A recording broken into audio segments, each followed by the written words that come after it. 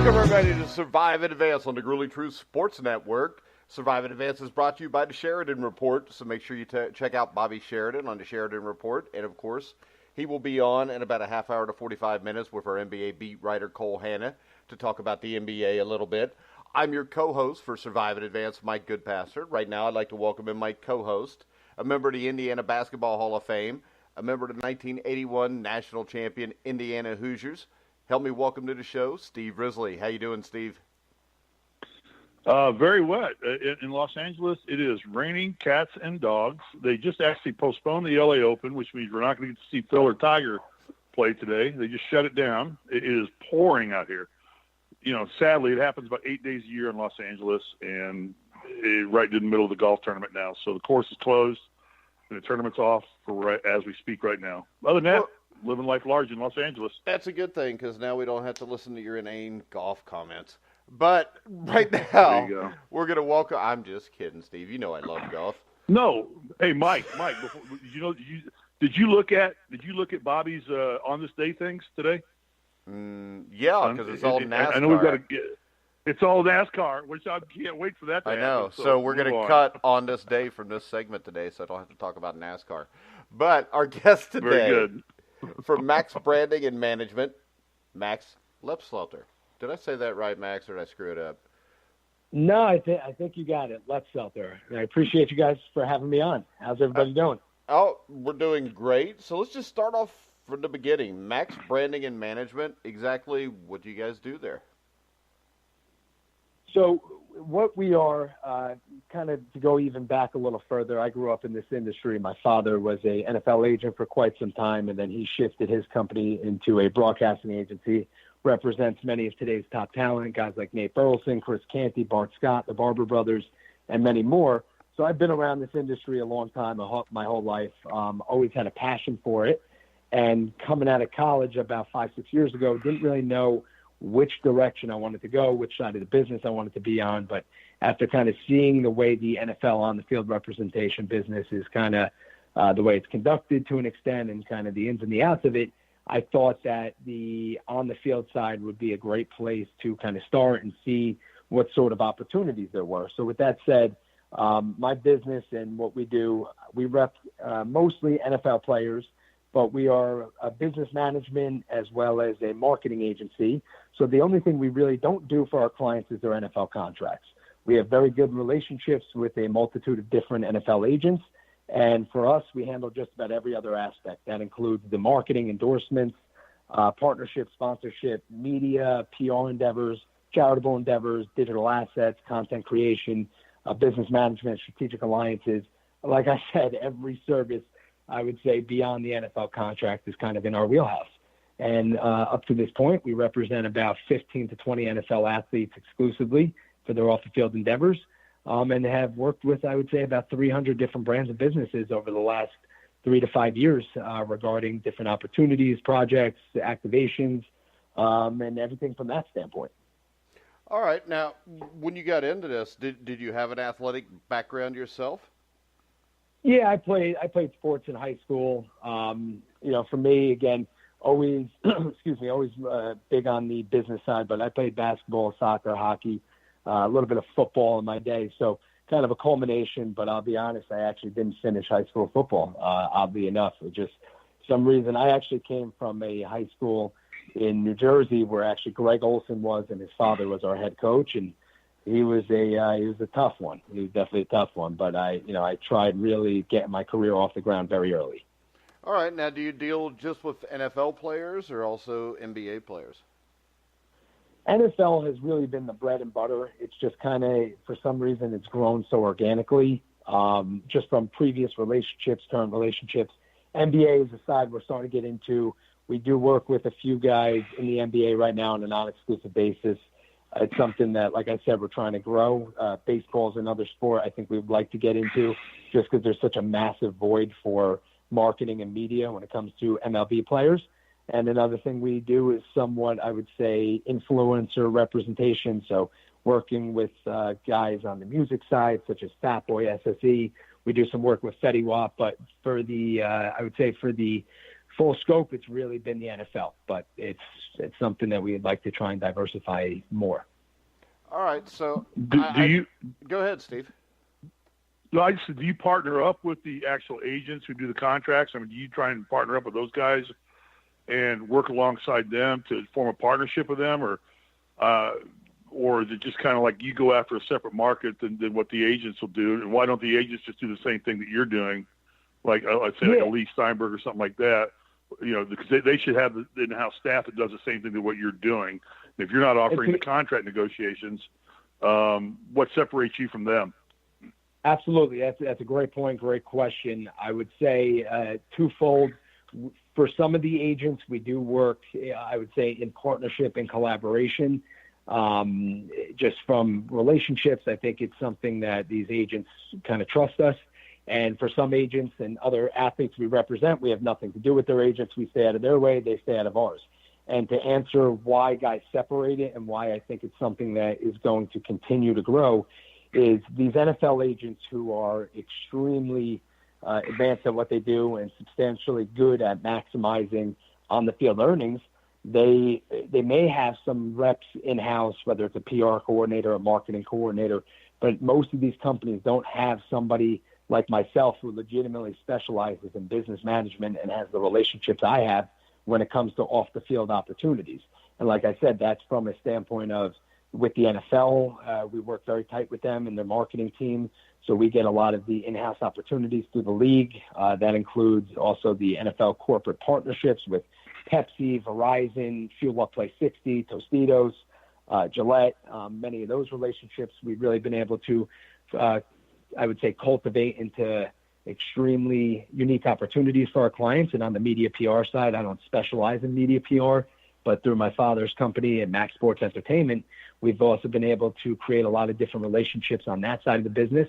And from a standpoint as well in strategic alliances, just from a lot of different networking we've done and a lot of different people that we've connected with, we do offer different opportunities to our clients, whether it be a good example is we have good friends and we do some business with people at Atlantic Records. So if a client wants to go to a Meek Mill concert, A Boogie with the Hoodie concert, Kodak Black, we get them backstage and we do all that, all the way through real estate endeavors and opportunities from people on the commercial, residential side, foreclosure side. So I think the difference is with us, we're building a brand around these guys. And I'll tell you, from the days of growing up around it, like I mentioned, my father was Tiki Barber's agent.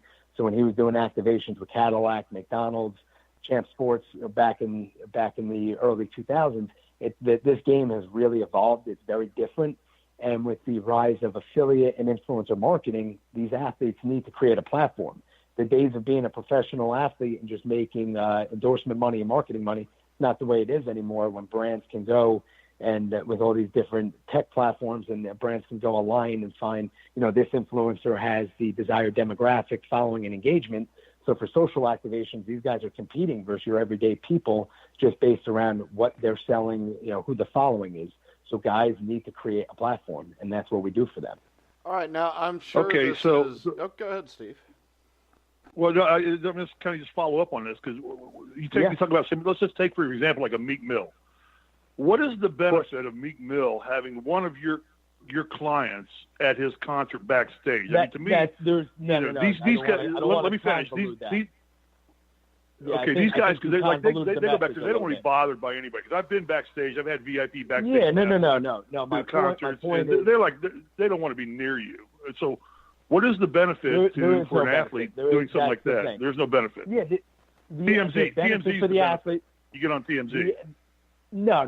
The benefit for the athlete is to have access and to have access to whatever you want. Some of these agents may be able to offer certain things, but when it comes down to it, again, just based around all the different things and all the different relationships that we've cultivated, we offer all these different opportunities. So an agent like a Lee Steinberg, I don't know if Lee Steinberg can call somebody up at Marquee in New York and get a guy, a free table for a night out in New York with comp bottles. So it's different stuff like that. So these guys, you're investing more into your brand and your relationships.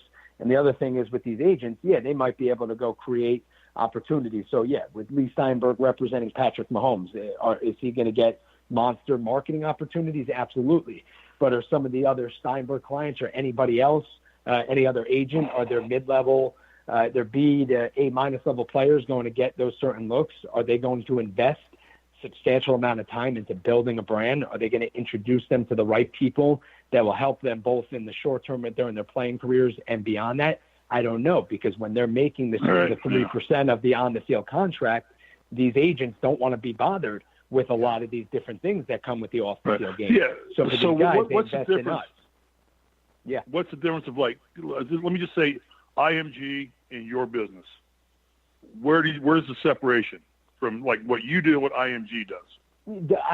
Similar to an extent, IMG does a lot of brands. Obviously, there are, you can say Octagon is similar to what we do. But again, I think the difference right now with where my company is somewhat of a startup, WME and Octagon, those sort of companies, they're representing and doing the marketing and endorsements for guys like Steph Curry, and some of the monster names. So it's a different story. What I'm doing right now, I'm working with a lot of very good, talented players that are on their way to becoming, I think, Pro Bowlers or already current Pro Bowlers, and creating a brand around them.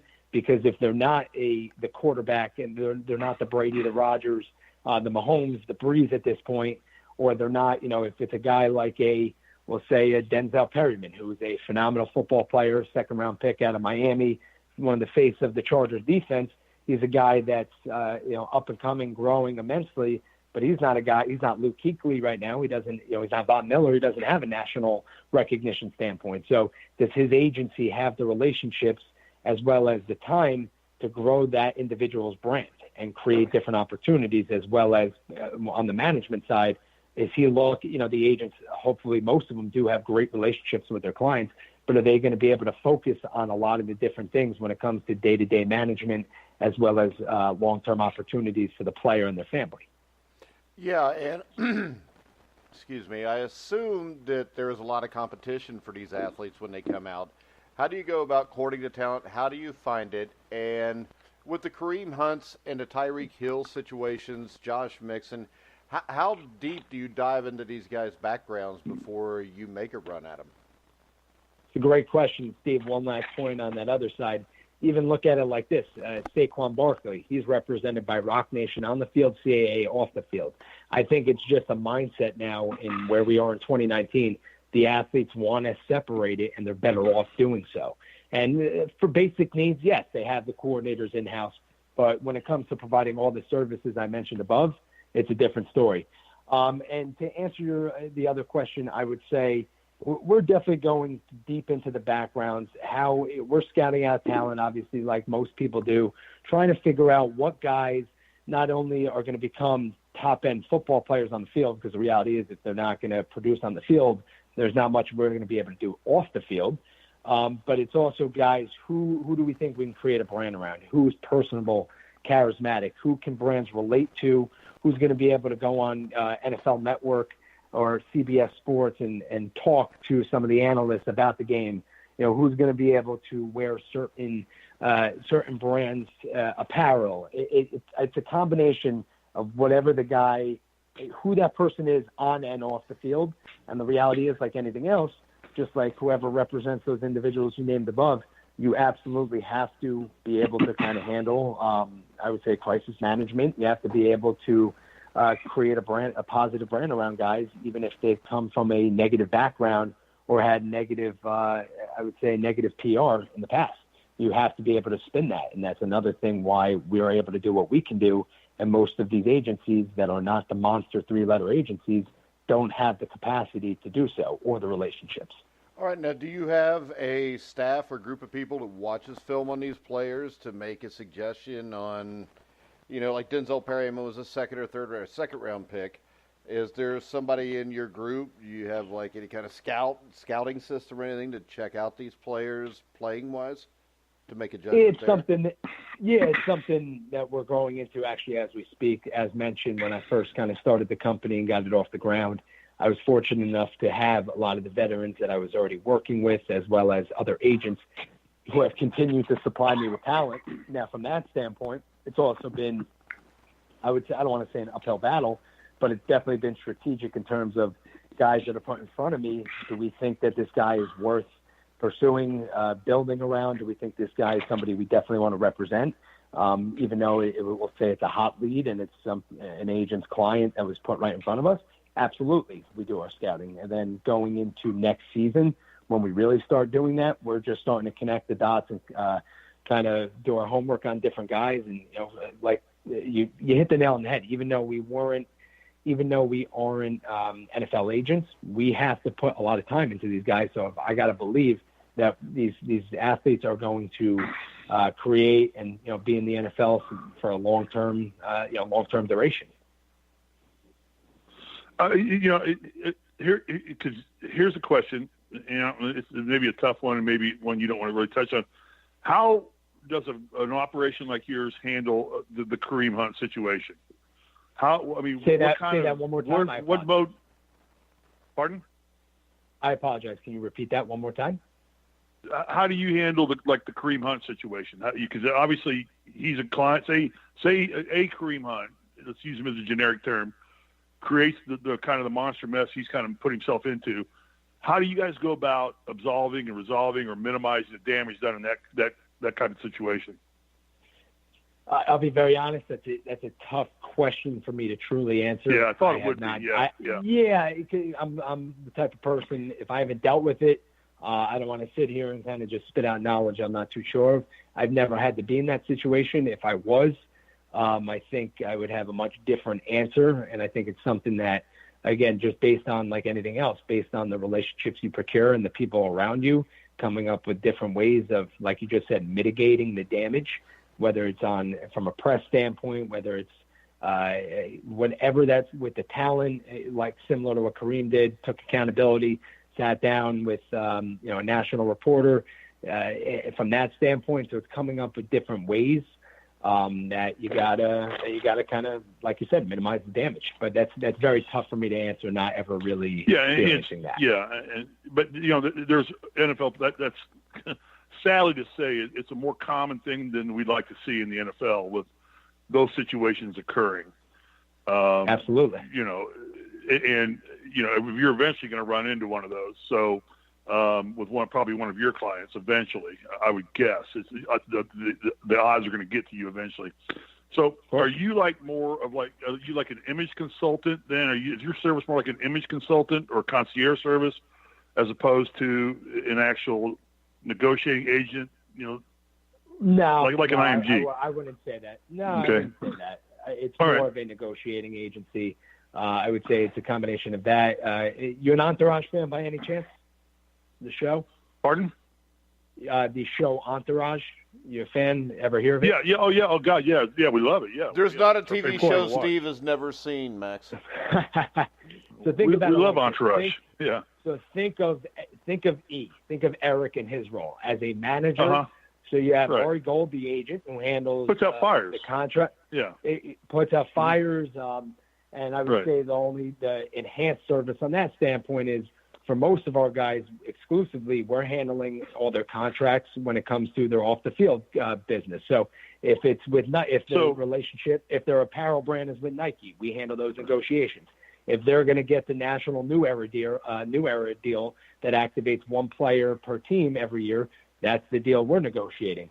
If it's a great example, as I did a Super Bowl activation for Nate Burleson and Steve Madden, that's us through and through. From formulating the opportunity to negotiating the money, to building the relationship. So again, it's very different, and the reality is it's somewhat a la carte. I will say that for certain guys it's full service, for certain guys it's just marketing and endorsements. So it all depends on what the guy's looking for and what we're willing to provide with that individual. Yeah.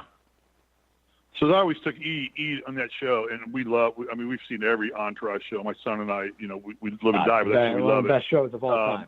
I've never seen it. I don't even know what it's about. What's it about? Oh, my God. We don't have time to get next. I want to talk. Yeah, but I took E as to be and maybe this is how you describe yourself. I took E as to be the buffer. He's the one that kept the image spotless of what's his name? The big actor. I can't think of his name right now. The one. Vinny Chase. Vinny Chase. Yeah, he kept Vinny Chase separated, so he's not ever involved in being the ugly guy, and the one making demands. Yeah, and that's then, absolutely but he was a guy that buffered all that and had to go anytime that he wrecked the car or that he needed a contract negotiation or Ari Gold was on his ass. And then, of course, Ari Gold becomes his buddy and they team up together. But yeah, so it's kind of a buffer organization, kind of what you really do. Exactly. That's absolutely one part of it. Yeah. That's a great way to describe it. Yeah. That's how you should describe yourself. As a buffer. Yeah. Yeah, to an extent. I don't know if we want to label it that way because, again, working with over 300 brands and, what we've been able to do from a endorsement standpoint, from a corporate level, a mid-level, and a startup level, I don't want to label it that way, but is that one of the services? Absolutely. Are we trying to keep our guys' images clean and build a brand around them? Absolutely. Are we handling, like I said, just about every last thing for them aside from that NFL contract? Absolutely. And the reality is, I don't ever, especially I got a lot of respect for the agents I work with. I got a lot of respect for a lot of these agents. But beyond negotiating the contract that a lot of attorneys can do, how much are these guys really doing for their clients? Some are doing a lot, some aren't. But that's why what we do and what I do and the relationships I have with my clients, it's something way beyond. I do think it is beyond a buffer. It's definitely a combination of that and several other things. But there's a lot of services, and the reality is in 2019 with, like I said, we'll say the competition on the digital side and where influencer marketing is, guys need somebody and a team that can create that for them and give them differentiated opportunities that they're not used to getting. That's just reality. How do you go about courting clients? I mean, because in the NCAA rules changed a little bit now that actually college athletes can now go ahead and sign deals or agreements with agents and things like that, and they can go ahead and get representation while they're still an amateur athlete. Does that affect you, and how do you take your services and go out to college and focus and go try and get guys to sell your brand to them? How does that process work? The process is kind of exactly what I've been explaining throughout this, throughout our last 20, 25 minutes here. It's when we're going and connecting with these collegiate athletes, we're basically saying to them, hey, whether from start to finish, we're going to handle everything besides your NFL contract. Now, with that, we have several big-time NFL agents that we do a lot of business with. We can vet that process. We can introduce them to you. Or you can go sign with whoever you want, whether it's somebody at CAA, Rosenhaus, Athletes First, Epic, whoever it is. You can go sign with whatever agent you want. But when it comes to it, we're handling everything else. So from day one, we're handling your activations with the league, which if you're a top 60 pick and you're a skill position player, you're going to get some big-time corporate opportunities. We handle your media and PR. We start handling your social media, helping you manage it. We align you with the right financial people. Now, again, if you have somebody that you've connected with or that your agent recommended you want to go sign with them, absolutely. But just part of our service and what we're able to do, and because we actually create, I would say, more in-depth relationships with some of these financial advisors and other people we do business with, we think it's beneficial for the client to listen to us because given the different scenarios you've seen over the last 10 years with athletes investing, the people in our network are individuals who know that, yes, you can't be too aggressive, but I feel like a lot of these financial advisors right now are very, I don't want to say stagnant, but aren't too aggressive. They don't want to lose their clients' money, but the money these guys are making, it's not forever. So these guys need to find ways to diversify, and that's why, again, real estate being something a lot of our clients are passionate about and hope to get into long-term, setting them up with individuals who can assist them in investing into properties that 15 years down the road when they're beyond their playing careers and they got kids going to college, they got paychecks coming in, and all they have to do is continue to keep up with the payments, the bills, and manage the property. It's that simple. So with that, when we're selling it to these kids that you can choose whatever service you want at the bare minimum. If we're going to work together, we're handling your marketing and PR. Beyond that, these are all the different things we offer that you can utilize, and you pick and choose. All right. How crowded is your market? Yeah, how many people do what you do? I mean, is it a big field or I would say a handful of organizations like yours?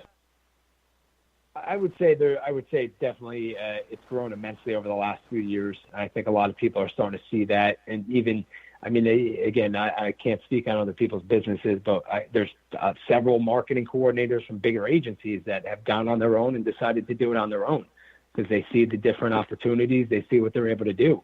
So I think it's a field that it's grown year over year a ton. And I think over the next 5 years, you're going to see it really, really kind of change. And I think some of the biggest guys in the country, like I said, Saquon Barkley, perfect example. Aaron Rodgers, rep by athletes first on the field, CAA off the field. Even though, yes, these are two of the top 10 names in the NFL, it's still my point that just because they're signed with X agent doesn't mean they're going to let X agent deal with the marketing, and they're off the field.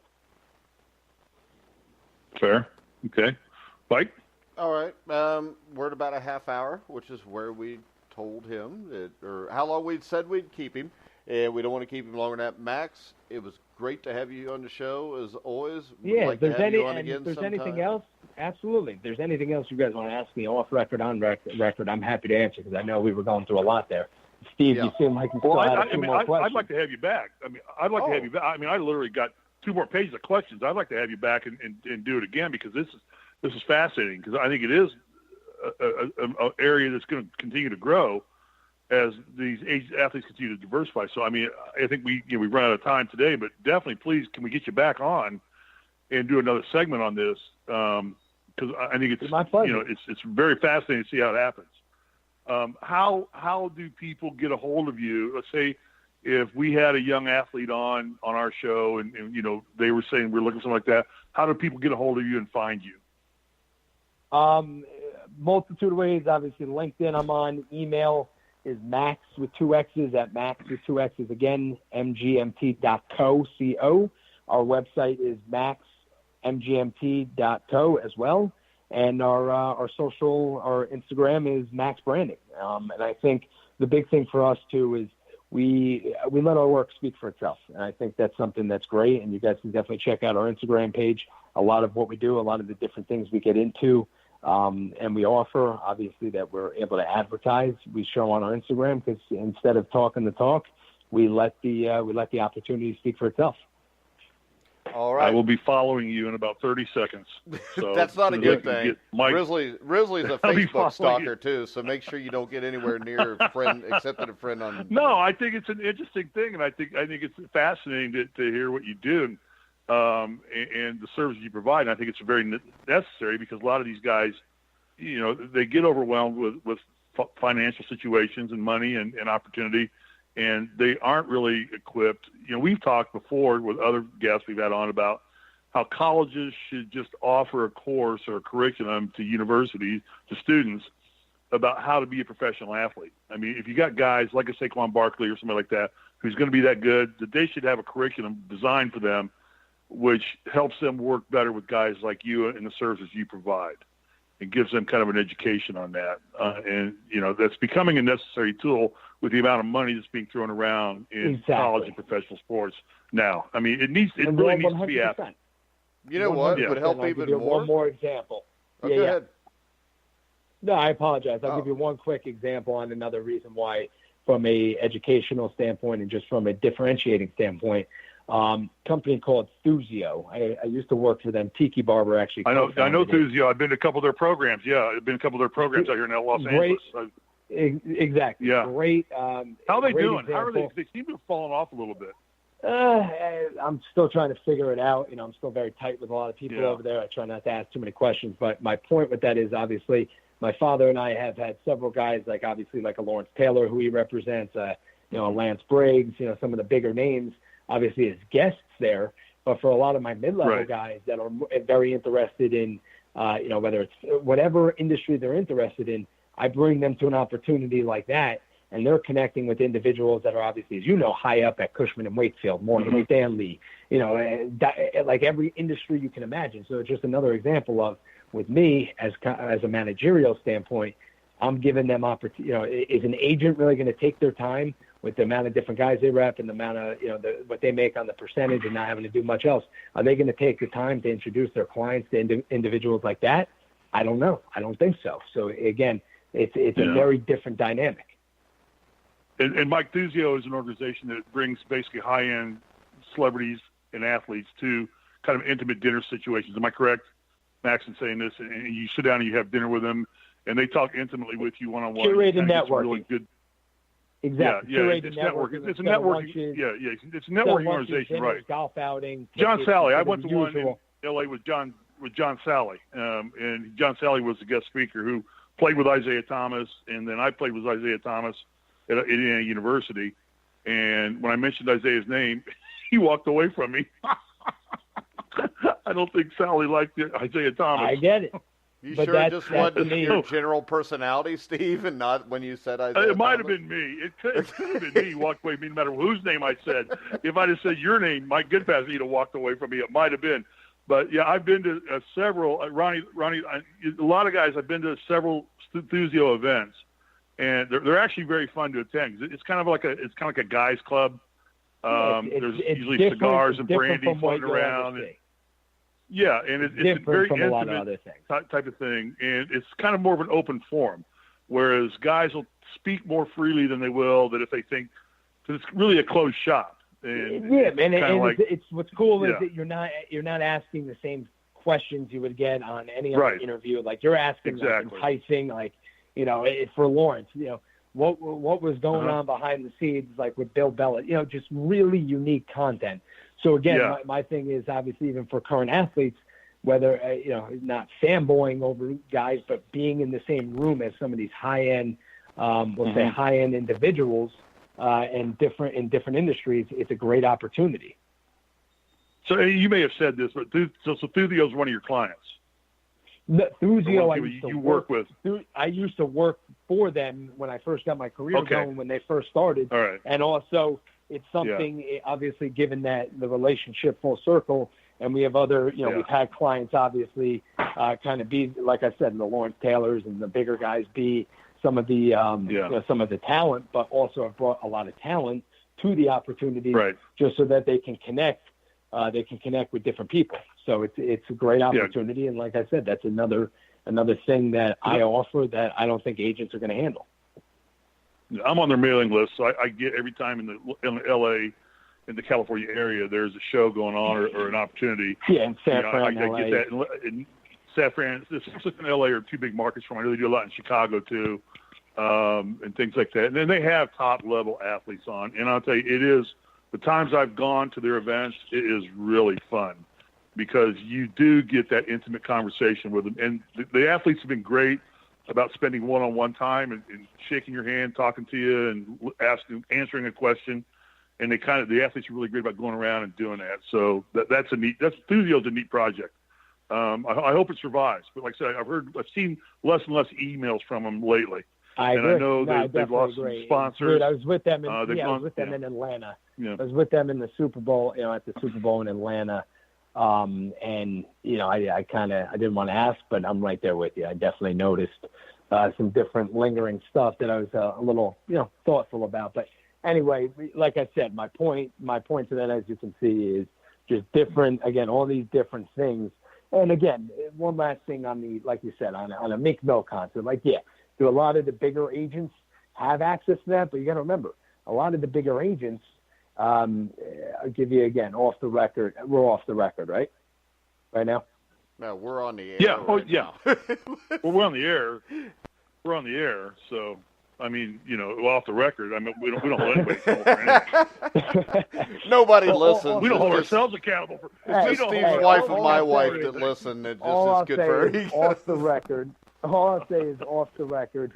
Even some of these big-time agents, whether it be a Rosenhaus or whether it be somebody at CAA that's got a substantial client list, if they're representing, we'll say, a B-level talent that's a good player making good money, I mean, how much time do you really think they're going to even let their marketing team put in? Because when you're representing, if you're representing Julio Jones and you got somebody else, I'm not going to throw out names, but again, a mid-level talent. That you got a backup right tackle for the Browns. Yeah, you're going to pay more attention to Julio. Or even a starting right tackle that doesn't have a national name recognition. How much are you really willing to let your team put in when you know that you can make, not only you're making the money on the field that you're making from these monster contracts, but with some of the the A+ level names, the national names, you're going to make hundreds of thousands of dollars to 6 to 7 figures for these guys off the field. So why are you going to focus on the mid-level? So for me, obviously, is the goal to land one of those monster sharks. And even though I think we have a lot of guys that are big, relatively big names, absolutely. But with what we're capable of doing, it's something that I think it's something deeper. And like anything else, you're creating a relationship, and you're giving these guys. For me, I'm going to be there for my clients once they retire from the NFL, because they're going to need the opportunities, they're going to need the connection, and they're going to need somebody to show them the way once they're done with football. And with all due respect to every NFL agent, we all know once they're not making money on the field, the agents don't really give a shit what they're doing. Yeah. But. I got so many more questions, but I mean, like, now you've just opened up a whole new can. Maybe we'll just do Thursdays with Max from here on out if you want. I would love to, because this is fascinating, because I got so much to talk about. I mean, like, you take a guy like me who's a sixth or seventh guy and this is fascinating, because sixth or seventh player for the 1981 national championship team that played with Indiana under Bobby Knight. In Indiana, I could weasel my way into any event I wanted to get into, because of the branding of being an IU basketball player. In Los Angeles, if my credit card gets declined, I'm out. And that's if I'm lucky. The market you're dealing with has got to be so distinct to you, and the athletes you're dealing with and the markets you're working with them in has got to be just phenomenal for you to say, I can do this for you here, but I can't do it for you here. Like, Meek Mill may see you in Des Moines, Iowa, but he's not going to let you in Los Angeles. Yeah, right. I can go on forever with it. Definitely, 100%. Why don't you guys let me know next time? We'll do round 2 in the next few weeks. And I might get it scheduled as quick as we can, because I've got 2 more pages of questions. All right, now. Max, I'll give you a holler later on today if you're free. Yeah. Thank you, Max. Great conversation, My pleasure. buddy. Great job. All right. Looking Thanks forward a lot, to it. Max. Have a good one, guys. Thanks. You too. All right, guys, we're going to take a quick commercial break, and then we're going to get Cole Hanna, NBA beat writer for the Grizzly Truth, on the line with Bobby Sheridan from the Sheridan Report to do a little mid-season report on the NBA. We will be back right after this. Hello, boxing fans. I'm Michael Montero of Montero on Boxing.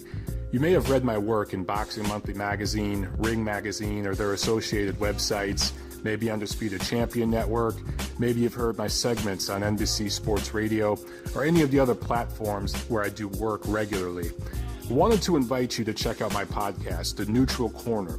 We upload it every Monday. It's available on iTunes, Stitcher, SoundCloud, YouTube, and of course at thegruelingtruth.net. Every week we go over the news, the rumors, the latest fights being put together. We analyze everything, give you the business behind the business, and then we review all the action that took place in the ring during the prior week around the world. Not just the big popular fights, but all the fights, including the little guys.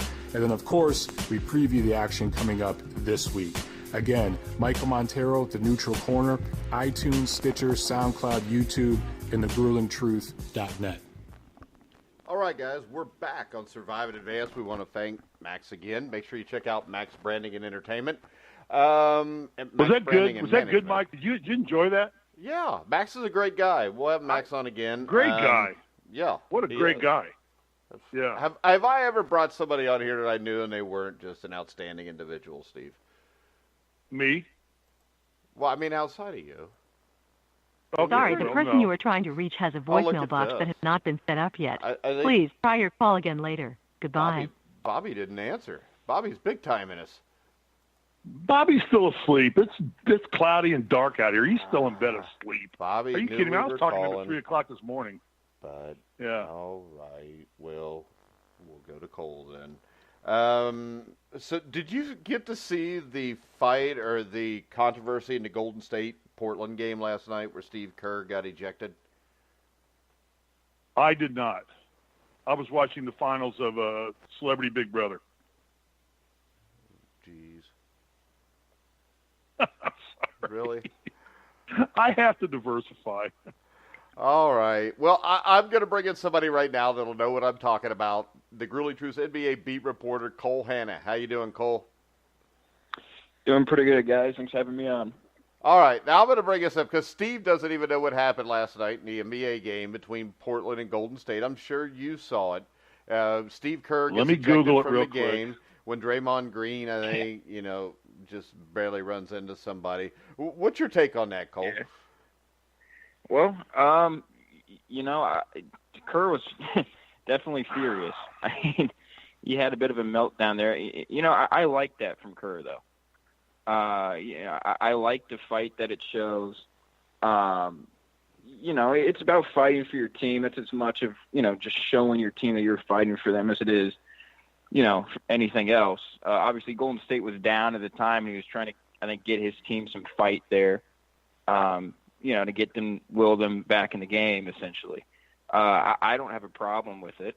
Well, plus he was right. It was a bullshit call. Yeah. Oh, yeah, absolutely. I mean, it's trying to show your team that you're going to fight for them.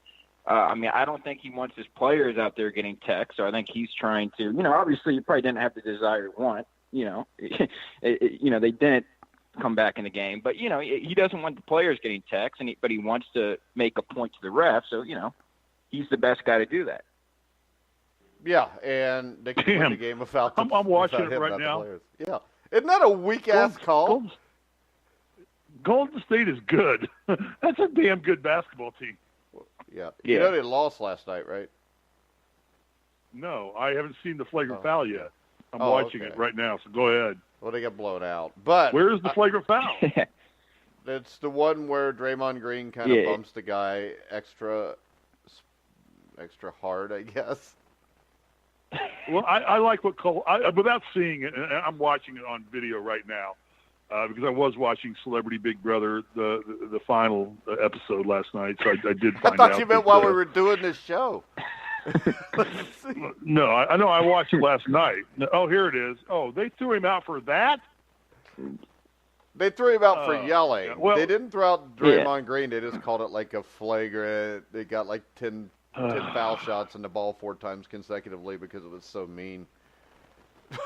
Let's see. But I love Cole's comment, and you love the passion of a Steve Kerr, and Bob Knight was a master at this. That he would fight your fights for you in this situation, and the players shouldn't fight their fights. It should be the coach that does that. Look at him; he's going nuts. Kerr's going nuts. That's great. Okay, I had not seen this. I'm sorry. I should have watched this on ESPN last night. But I think it's great that coaches do that, and I applaud Steve Kerr for doing that. Yeah, good. Protect your team. That's his job. Well, it's not just that. It just shows you how weak the NBA is anymore. I remember Bill Laimbeer getting Larry Bird in a headlock and slamming him to the ground. Larry Bird flips over, punches Bill Laimbeer in the face, and they each got a one-shot technical and had a jump ball. Yeah, I mean, to me, that's just the definition of a hard foul. It's not a flagrant foul. I mean, you're just trying to stop a guy from going up and getting an easy layup.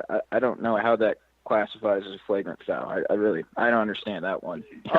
Mike, where did this all come from, Mike? Where did this came from Michael foul Jordan. Stuff? Because is that where it came from? Yeah, yeah, the Jordan rules with the Cole Pistons. Says, there were no flagrant fouls. There were hard fouls. Well, but hard fouls went out in the late 90s, early 2000s. You started off with the Jordan rules because they had to baby him because the Pistons had beat him up. And, the Knicks played that way. Because if you remember, the NBA was a league where the average score in the 90s at one point was like 86 to 85 because of this. So what you had is, this wasn't to protect players or to protect superstars. The reason they made it this way is because it makes it less physical, and now you get games that are 125 to 120. So 88 to 87 wasn't getting ratings, 125 to 120 does. That's exactly what it is. And that's sad. So Mike, does it all go back to it's made for television once again? Everything is. But anytime you have TV contracts like that, it has to be. I mean, you can't blame them for it.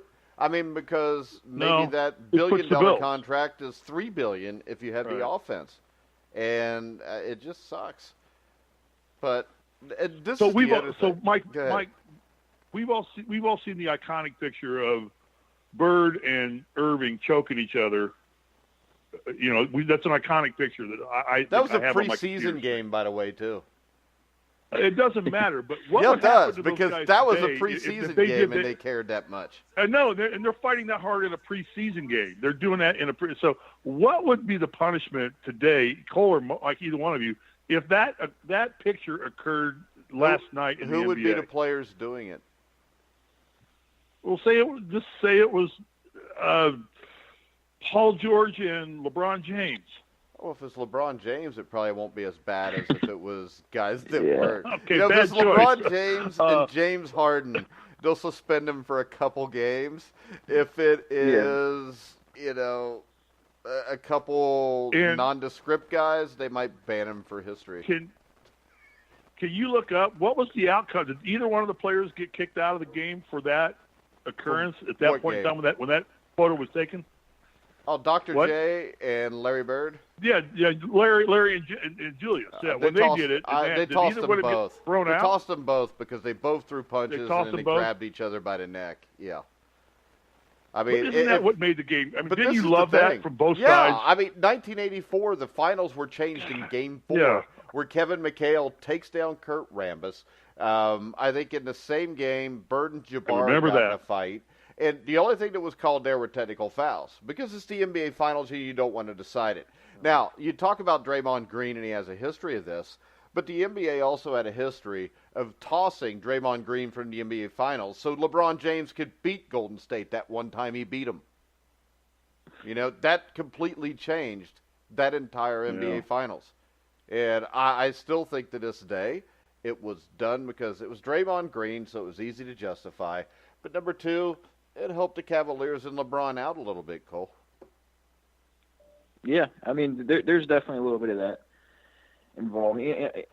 I think referees, just as a whole, they have guys that they look out for, and Draymond Green's one of them that, kind of have a tendency that they get a little emotional throughout the games. And, whether fair or not, those guys get targeted, and maybe outbursts from them that came from a guy that didn't have that reputation, they're treated a little bit more harshly for that.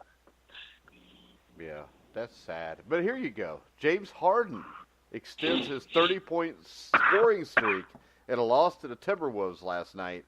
Now, he tied Wilt Chamberlain for the second longest in history, but Wilt Chamberlain has the longest.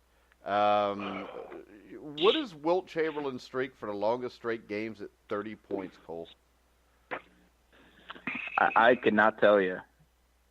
Because I thought I saw something last night where Wilt Chamberlain's streak was like 515 games or something. And James Harden tied for second at 35. I mean, I know it's a lot. I could not tell you the exact streak, but it's certainly a lot. But yeah, I mean, Harden's Chamberlain holds the top position, scoring at least 30 points in 65 consecutive games in 61 and 62. Yeah, I mean, that's crazy. His run that's in 1 year. In that same season. But look at the overall record, because that lasted a while. Chamberlain's a guy that averaged 50 points a game for an entire season. I mean, come on. It's crazy. He averaged the 50 points a game. Yeah, you think how crazy that is to think that a player like in any way averaged 50 points a game. That was a bad night, a good night, all combined. I'm going to give you 50 on average every night. I mean, those are records that'll just never be touched. And Mike, how much of James Harden's streak now is manufactured? That let's just keep feeding him the ball so we can keep the streak alive. No, it's Chamberlain was out there. That team for the last couple of years has been like that, and so was Chamberlain's.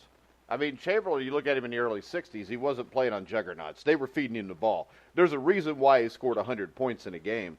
And hell, if he could shoot free throws, he'd have scored 120 in that game. 120, yeah, exactly. Yeah, I mean, this is the thing. Houston's offense goes directly through James Harden, just like Chamberlain did. Chamberlain averages 50 instead of 30 because he gets to play in the post against the guys that, outside of Bill Russell, can't physically match up with him. So you also got to look at that. It's not like there was a bunch of 7-foot, highly qualified centers running around when Wilt Chamberlain was breaking those scoring or making those scoring records. And I just want to point this out, too, from that Rockets game, because I find this stat astonishing. James Harden attempted 22 threes in the game last night. 22 threes. by one player in a game. How many did he make? 8. He was 8 of 22 in the game, which is 35%, shocking. Like that. Yeah. I mean, it's just, but I mean, that just shows you where the game's at today. But well, I think it shows you that the Rockets have problems when there's no Chris Paul. They don't have anybody else that can score. So I mean, really, when you look at it, who would you rather have take those shots on that team? But I mean, you might as well have him shoot it. Yeah, I mean, that's the thing about really their second best player, probably just from a pure scoring perspective, is Eric Gordon. But it's kind of like what Steve said about forcing the ball to Harden. I don't think it's manufactured. It's just James Harden doing any kind of shot is the best offense the Rockets can get. Yeah. I mean, it doesn't matter if it's inside, outside. Any shot he's going to take is probably the best offense, whether it's ISO out of set play. That's the Rockets' best chance. Okay, so how to you guys, and I am not a huge fan of the NBA. I don't watch it consistently. I will during the playoffs when it gets fun, but how fun is it to watch an NBA game and watch some guys just stand out at the arc and shoot three-pointers all day long? I mean, there's no intricacy in offensive scheme, no setting up plays, no pick and roll, no dribble drive penetration. It's just standing out there and being a sharpshooter and firing. Is that exciting to watch? Cole? Anybody? Yeah, I don't like it that much. People like points. That's just what sells now. So obviously I'm in the minority, obviously there. I wasn't alive back in the 80s and 90s when they had, obviously the, much different style of NBA where, you could rough people up in the paint a lot more than you could today. But, I mean, even if you go back 10 years ago, Steve, I remember going to your house and watching the Pacers in the playoffs, and they had Roy Hibbert and David West up front. I mean, you couldn't even imagine a front court pairing like that today. When you have two big guys like that, I mean, that's just not a part of the league really anymore, for 95% of the teams. Well, how about this, Steve? Let me go this way, Cole. We talk about the 70s and 80s. I love that basketball. But the 90s, I would take this over the 90s any day.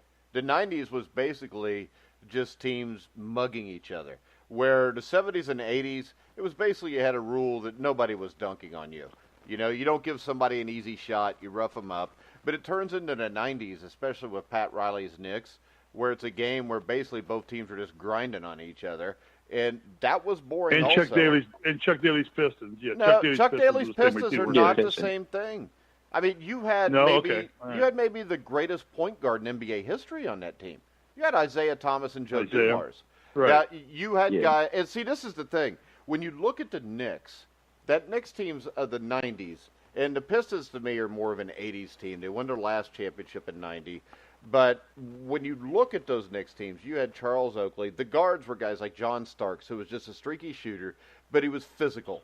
Derek Harper, streaky shooter, physical. But Joe Dumars and Isaiah Thomas could play at any point in NBA history.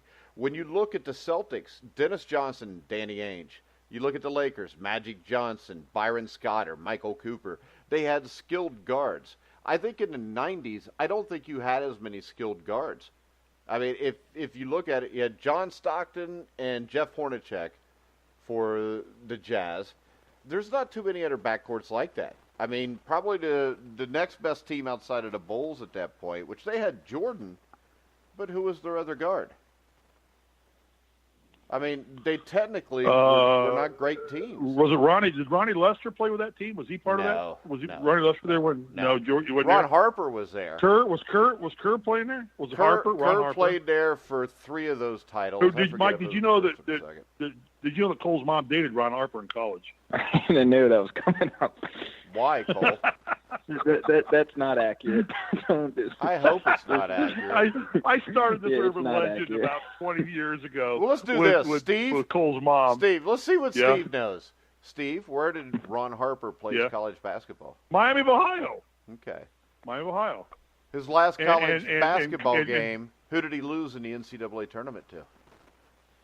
I don't know. I don't know. Okay. I was not a Ron Harper fan. Like all I know is that I started an urban legend many years ago because Cole's mom went to Miami of Ohio as well. So I just started the urban legend that they dated in college, and it has stuck and become glue. Well, so now there's Ron Harper Jr. playing. So now there's Ron Harper Jr. playing in the NBA or playing college ball or something. I'm like, is that Cole? Is that your half brother? Well, at least Cole's mom got to know somebody that played in the NBA. Let's see. There you go. That was mean. I'm sorry. But you were picking on Cole, and I like Cole. You can't pick on Cole. I wasn't picking on Cole. When we look at the Western Conference, it's Golden State and everybody else, it looks like. Denver's only 2 games back. Oklahoma City's 3.5 games back. And the thing is, in a 1-game or a best-of-3 or a best-of-5 situation, I think there's a couple teams here that may be able to give them a run. But I don't see anybody in the West that can beat the Golden State Warriors in a best-out-of-7. Yeah, no, I agree. You know, Denver has obviously had a really good season. Jokic has probably been the best big man in the league in the NBA so far this season. Paul George has himself in the MVP race as well for Oklahoma City. But just the Warriors have so much firepower that, you know, they're the number 1 seed in the West. Even if they weren't, though, you have to have them as a favorite. I mean, look at that starting lineup for them. I mean, they have 5 All-Stars across the board in that starting lineup. All right. Just, when they get to the playoffs. Can I ask a question? Can I ask a question before you move on? No. May I? You can, though, right after I introduce our guest from the Sheridan Report, Bobby Sheridan. How you doing, Bobby? Hey, Bobby. Hey, Mike. Hey, Steve, Mike. How are you guys doing? All right. We're talking about the Doing Western great. Conference and whether anybody can uproot the Golden State Warriors. Steve, go ahead and ask your question. Here's my question. Cole, what is the bigger story here? That the fact that Golden State Warriors are so dominant, or that the Lakers may not make the playoffs? What's the bigger story on the West? As far as, I guess, headlines. Well, they're out of the playoffs right now, Lakers. Yeah, they're 3 games out. They're not going to make the playoffs, which I told you before. Yeah, I guess not, the Lakers with LeBron James. Yeah, they're not making it. I'm sorry. Go ahead. Yeah, but I guess it has to be the Lakers because everyone knew Golden State was going to be dominant. That's not a new story. Right. They've been dominant for years now. I mean, that's expected. I'm not going to say the Lakers should be a championship contender because I don't think that roster is set up that way. I don't think, even if they're playing to their full potential, that's a roster that's going to unseat Golden State. But certainly you have LeBron James in your team, you're under 500. That's, a noteworthy story. The media kind of wanted to crown them as a championship contender the moment LeBron signed there. Steve did. Which was probably a bit premature. And obviously I'm an idiot. I'm an idiot. I admit I'm an idiot. Oh, will you stop it? I admit I'm an idiot. Whatever. I think the bigger story is the Denver Nuggets being this good. Right, no, Denver's a great team. Denver's a very, very good team. If there was it's just unfortunate for Denver that the team they have to go through is one of the best teams in NBA history. In terms of pure talent, I mean, that starting 5 is pretty much like it's a video game cheat code for Golden State is what it is.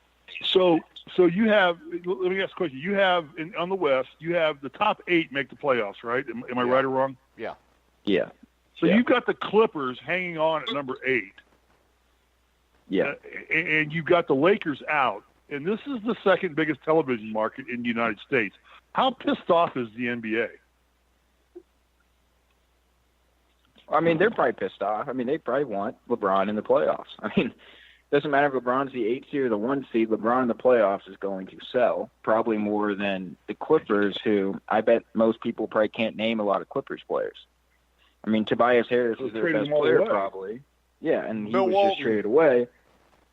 He was a San Diego Clipper. I'm sorry. San Diego Clipper. But, I think the Clippers are probably just the better team. They fit together. They play well together. The Lakers are the exact opposite. They have for as many problems as the Lakers have on the court, they probably have just as many off the court and in that locker room. So, right.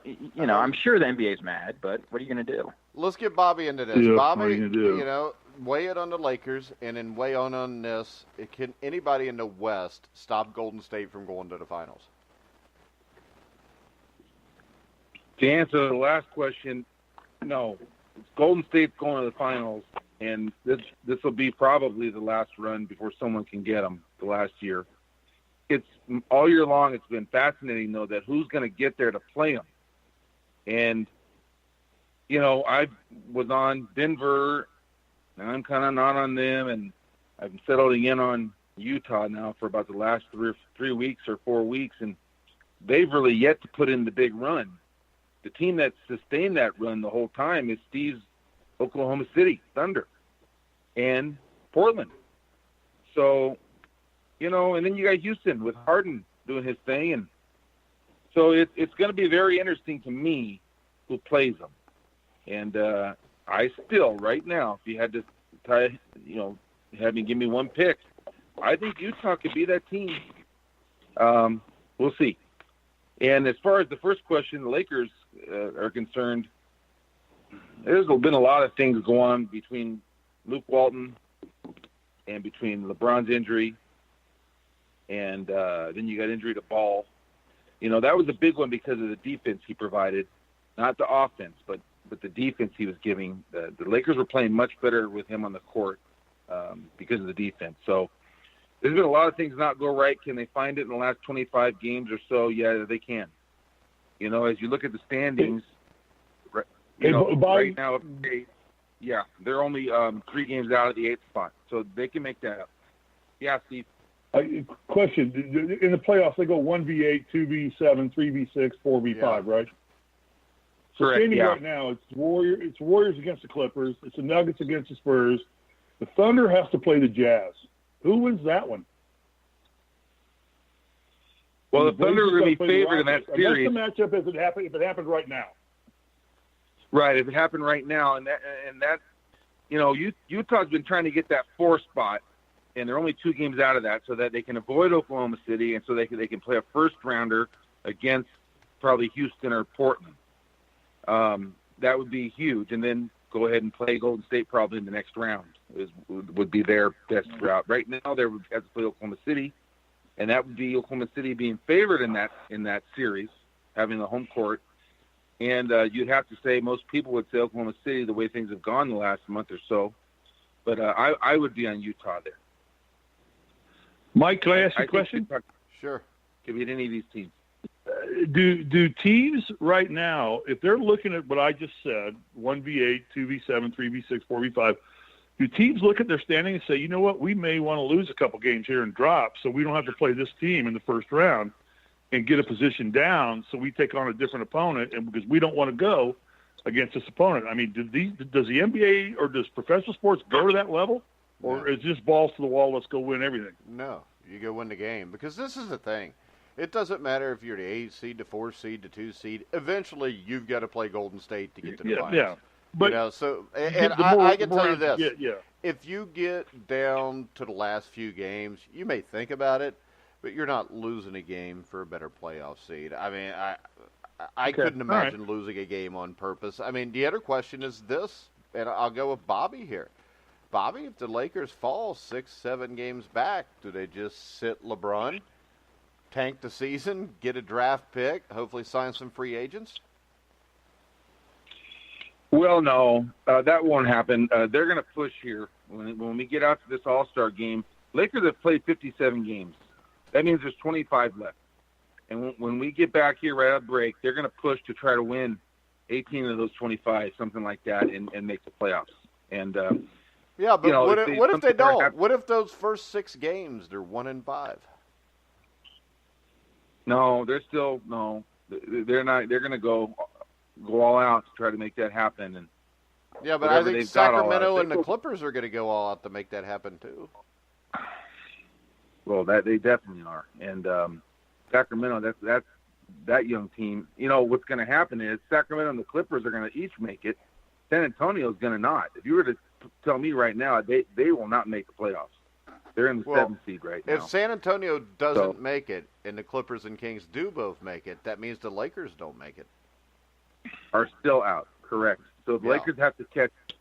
Yeah, and I think the problem with that is this. I think the Clippers and Kings are both better teams than the Lakers. And they definitely don't have all the bullshit going on outside of it. Well, that's all true, but we still don't know because LeBron hasn't played. He missed 18 games, so he's going to play 25 in a row, and I wouldn't bet against him.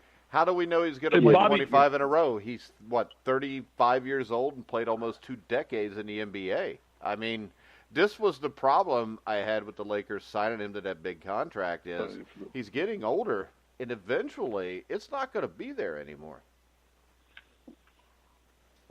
Yeah, but this guy here, I think he wants to play 6-7 more years. I don't think he's looking at just 3. I think he wants to play with his son. His son, I believe, is 12 years old, 13 years old. So that's just what I said. It doesn't matter what he wants to do, though, because you can't beat Father Time. Yeah. And this is the thing. We talk about Tom Brady. He's playing at 41. But this is a sport where you play 82 games in a season. My concern is, why has he missed 18 games, Bobby? Well, this was just a groin injury that popped up, out of nowhere. That he's never had this kind of injury before, and this was a groin. But see, this is my point. The thing is, when you get to be older, things that didn't normally happen in the past start to pop up. And once they start to pop up on athletes, they usually tend to continue to happen. Maybe not the same injury, but something else will go wrong. I mean, we saw it with a guy like Joe Montana at the end of his career, Michael Jordan when he was with the Wizards. But there always comes a point where injuries start to play a factor, unless you're Tom Brady. So I still question this. I think they're the least of those 3 teams there. I think they are poorly coached. I think they have problems outside of LeBron James. You were right the last time we had an argument, and I've left you alone since. But right now, I think the Clippers or the Kings or both will make it. I don't think the Lakers will. I think there's more issues on that team than what people even realize. Before we go over to the East, let me ask Bobby one question, because you're the odds maker, the genius of our show. What are the odds right now that the Lakers don't make the playoffs, given the fact that it's LeBron and it's LA? Are there other odds? I mean, what do you can't stick to it. What are the odds? There won't be odds. You can go walk in someplace right now and find that right now, but that may pop up here as a prop bet in the next 4 or 5 games into the second half, just for enticement purposes. Not major gambling, just to put it on the board, get people to walk in and look at it. And right now, the Lakers would probably be favored to not make the playoffs. So really, yes, no, I don't think there's the no would be favored any way the Lakers don't make the right. There's no way All the right, Lakers so, don't make the playoffs. Cole, no way. Cole, like we you need and your me would walk opinion. in and, Cole, do the Lakers make the playoffs? Yeah. Go to the East. Yeah. To me, right now, I'd have to say no, but I'll also say this. Betting against LeBron James usually doesn't work out. Unless you're in the finals. Then you're 6-3. Unless you're Golden State, then. But to me, I agree with you, Mike. Cole, I think the Clippers and Kings are better teams right now. But, if LeBron gets healthy, if he gets healthy, then I think they have a legitimate shot. I don't know if they will, but they have a shot. Well, I think they have a shot. Oh, I don't think they will. I tried that last year. I tried to, to use your theory if you don't bet against LeBron, and I got shamelessly humiliated by Mike Goodpaster when the Cavaliers got swept. Bobby, I said, Steve picked Cleveland you don't to bet beat against Golden State. Either. That's an even worse bet. Yeah. And then he mocked me when I said it would be a 4-game sweep. Luckily, at best, it could be 5. So he called me a fool. Hey guys, all right. What? Guys, yeah.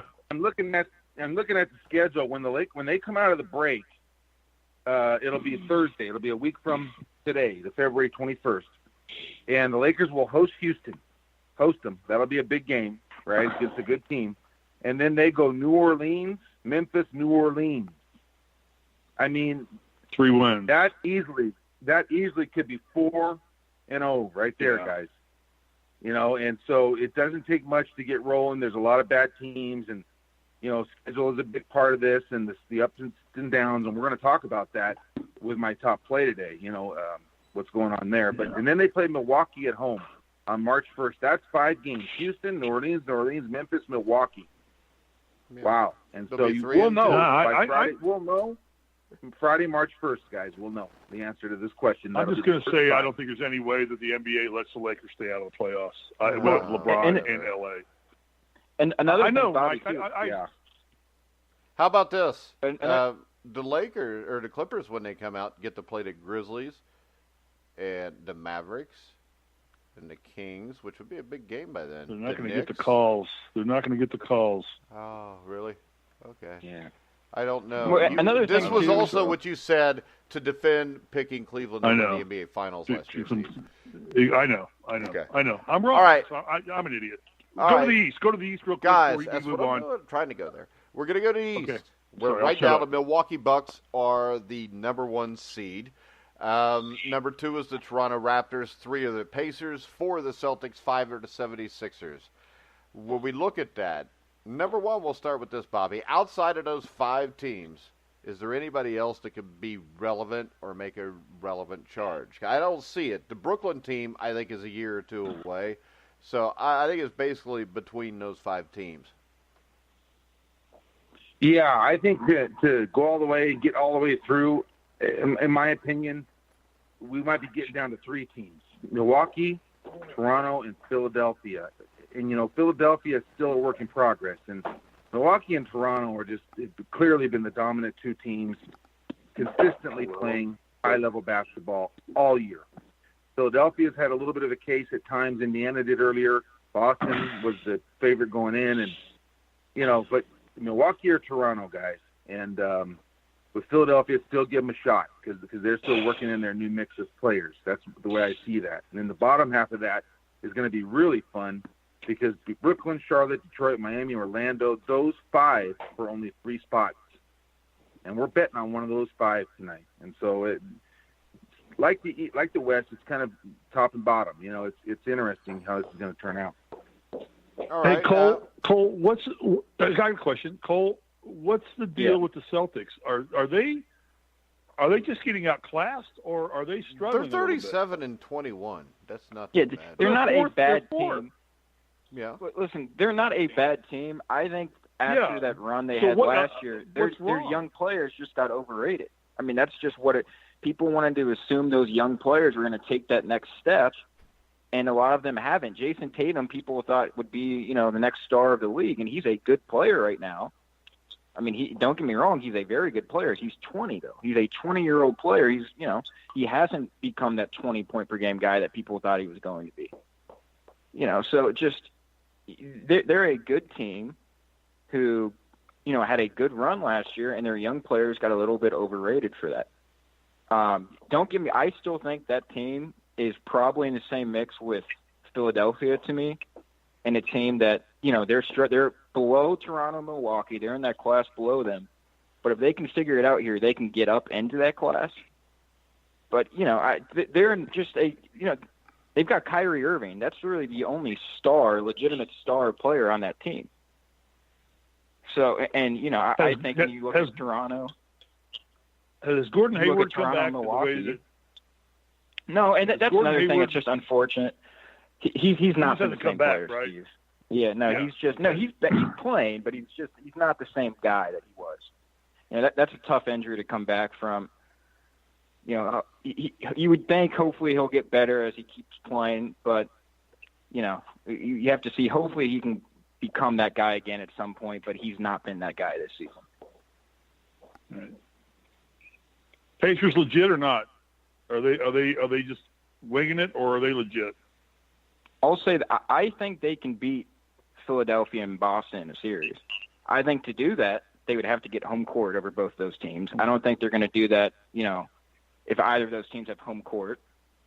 Philadelphia is tough to predict because who knows how they're going to work Tobias Harris. Is he going to fit there? I think he should, but will he? They have 4 guys, and Ben Simmons, Joel Embiid, Jimmy Butler, and now Tobias Harris. That's a lot of guys that are dominant scorers that are used to being the number 1 option. How will they fit with each other? That's going to be something to keep in mind. And then Boston struggled, so relative to where people thought they should be. So I think if Indiana gets home court advantage with how Indiana's played at home so far this season, I think they can beat those 2 teams. I don't think Indiana's going to beat Toronto. I don't think Indiana's going to beat Milwaukee. I think without Oladipo, there's very little shot of that. But I think they can potentially match up with Philly and not Milwaukee, but Boston. Yeah, but my question here is this, Bobby. Toronto has a history of losing in the playoffs. Milwaukee, lost in the first round to Boston last year. I really think those 5 teams there, I still don't think we know which one's the best one. And with the Celtics, they've got Brad Stevens. He's the best coach in the NBA. He may have a young team, but sitting at 37-21, it wouldn't surprise me if they're the team that out of all 5 of these improves the most over the last 30 games of the season. Well, they need Irving to get healthy and be playing the way he's capable. All I've heard about Irving lately is who's he going to be joining forces with. I mean, things are not right there. They're not. And they're not. That team is not near as cohesive as Milwaukee or Toronto or Philadelphia or Indiana. I'm real down on them. I do not think that they make a run here in the last 25 games. Coach Stevens is an excellent coach. To say he's the best in the league, I would question that. Unquestioned. Very good coach. Who are you going to put over him? I think Popovich, you can make an argument. Popovich, whatever. He's a candy ass. Well, you're not high on Popovich? No, I don't like Popovich. He's a sissy. I don't like him. I don't think you can argue with his results. Well, that's fair. What's the NBA? I can tell you this right now. The fact that we just completely, nobody has ever said this in this entire 48-minute conversation we've had. Nobody has ever said, I like them because they're well coached. Because the thing is this, the NBA, there's not too many good coaches. And coaches don't matter in the NBA. So my whole point of bringing this up was this. They don't matter. Because nobody's brought it up. If we were talking about the NFL playoffs or the NFL, everybody would be saying, well, the Patriots are like the 2nd seed. They don't look near as good as the Chiefs, but you know what? They got Bill Belichick. So I wouldn't bet against them. I mean, when we look at this, who's the coach of the Milwaukee Bucks?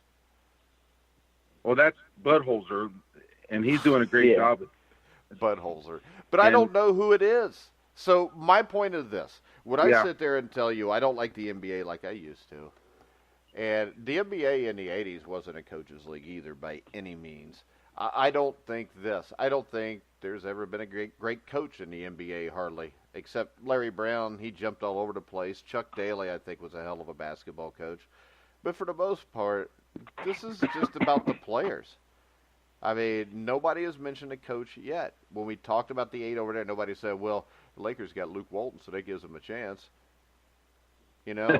But this is the one league where if you don't have a coach, you still got a shot.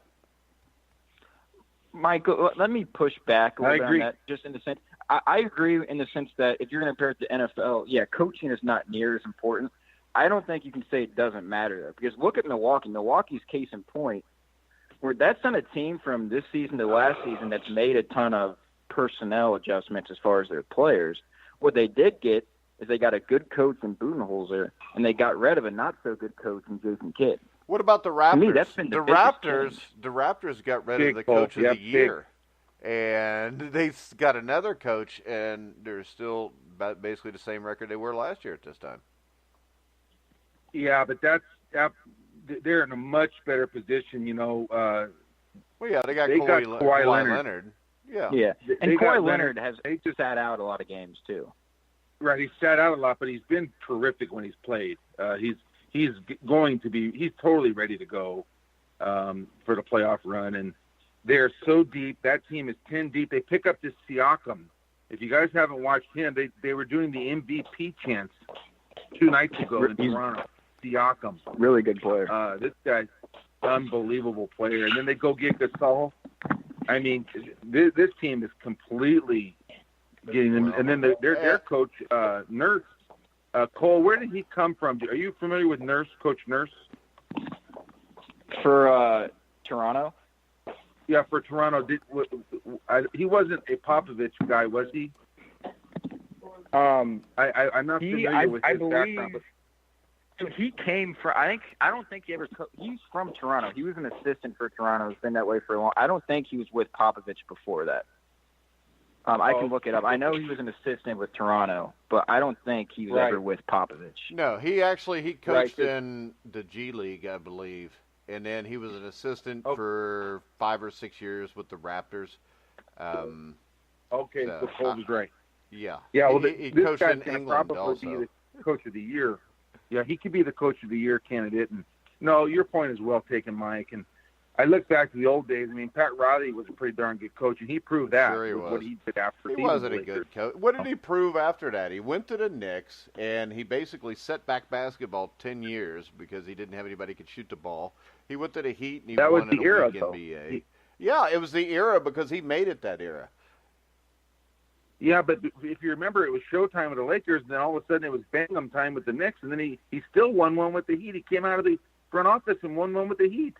Yeah. He was on the sideline. How about there this? Give me this. And the reason I like Larry Brown is this. Larry Brown would go somewhere where they were terrible, and he would win. He went to the Knicks with Patrick Ewing. Dude, he wasn't even qualified to be a basketball coach. He was the basketball coach because Magic Johnson ran Westhead out of the place. Pat Riley at the time hadn't even coached before. He was the color guy for the Los Angeles Lakers with Chick Hearn. I mean, I can tell you this. I think that pretty much anybody that could sit upright could have won some world championships with the Lakers. And the thing is this, with the Knicks, he didn't. The Knicks always came up short. Well, even when Michael Jordan wasn't there, they came up short. Yeah, they came up short. They did. And now I think Pat Riley was like Sparky Anderson. I think he was really good at just staying out of the way and letting everybody do what they had to do. But I think this. I think when you watch that Knicks and Rockets series in 1995, was it? Between Jordan, Yeah, 1994, 94 actually. and 95. Yeah, I mean, that... 94 and 5, yeah. Yeah, that Houston Rockets team, Rudy Tomjanovich outcoached him in Game 7. I mean, you can't allow your shooting guard to go 3 for 18 without at some point telling him maybe you should just throw the ball in the post to Patrick Ewing. And it was a close game that they lost, but he keeps chucking it up. And he goes to Miami, and he has Dwayne Wade. He has the best players again. I mean, I want to see. So that's why I was always impressed with Bob Knight. Bob Knight could take guys that, necessarily weren't great players and turn them into a team that was 20-7 and playing in the Sweet 16 of the NCAA basketball tournament. He didn't have a lot of NBA players on his team. So when I look at this, I can't think of anybody that just stands out to me as being a great NBA coach, because coaching doesn't really. Number one, you got a 24-second shot clock. The play you called breaks down within the first 6 or 7 seconds. You're scrambling because you really don't have time to set up a second play. So yeah, I think it's more about just managing players. I think Popovich is really good at babysitting.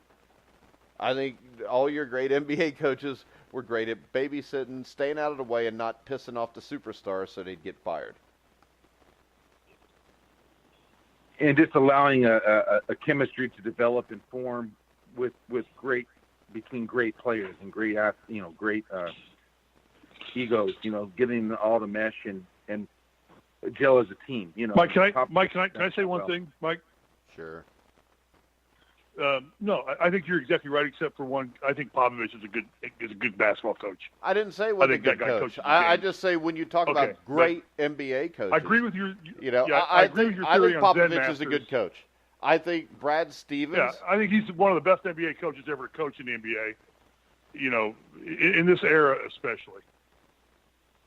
Well, in this era, I think that team, those teams won. They won because of his coaching. Finals. I mean, come on, Tyronn Lue went to the NBA Finals, and he won one too. Yeah, but I think Popovich is the lone exception to the Zen Master rule of coaching in the NBA, which I agree entirely with all you guys.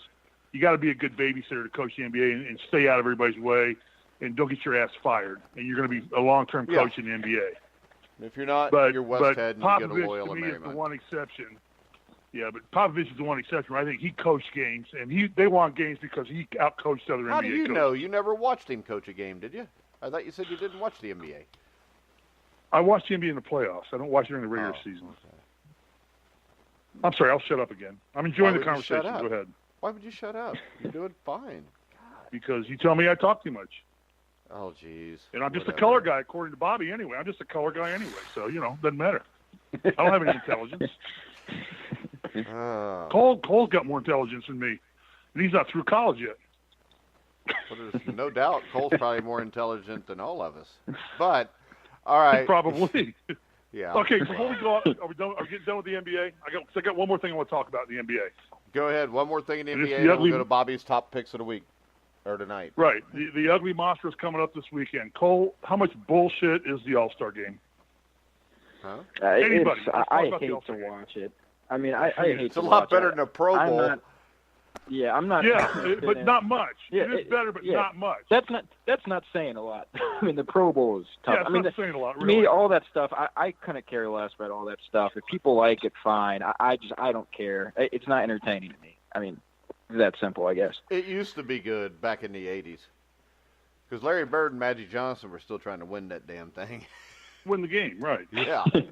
You'd see him diving all over. There'd be a lot of dunks and a lot of scoring, but when you get to the last 5 minutes of the game, they were playing defense. But I think pretty much all All-Star games should be done away with. I mean, instead of having the All-Star game, you could do the three-point contest.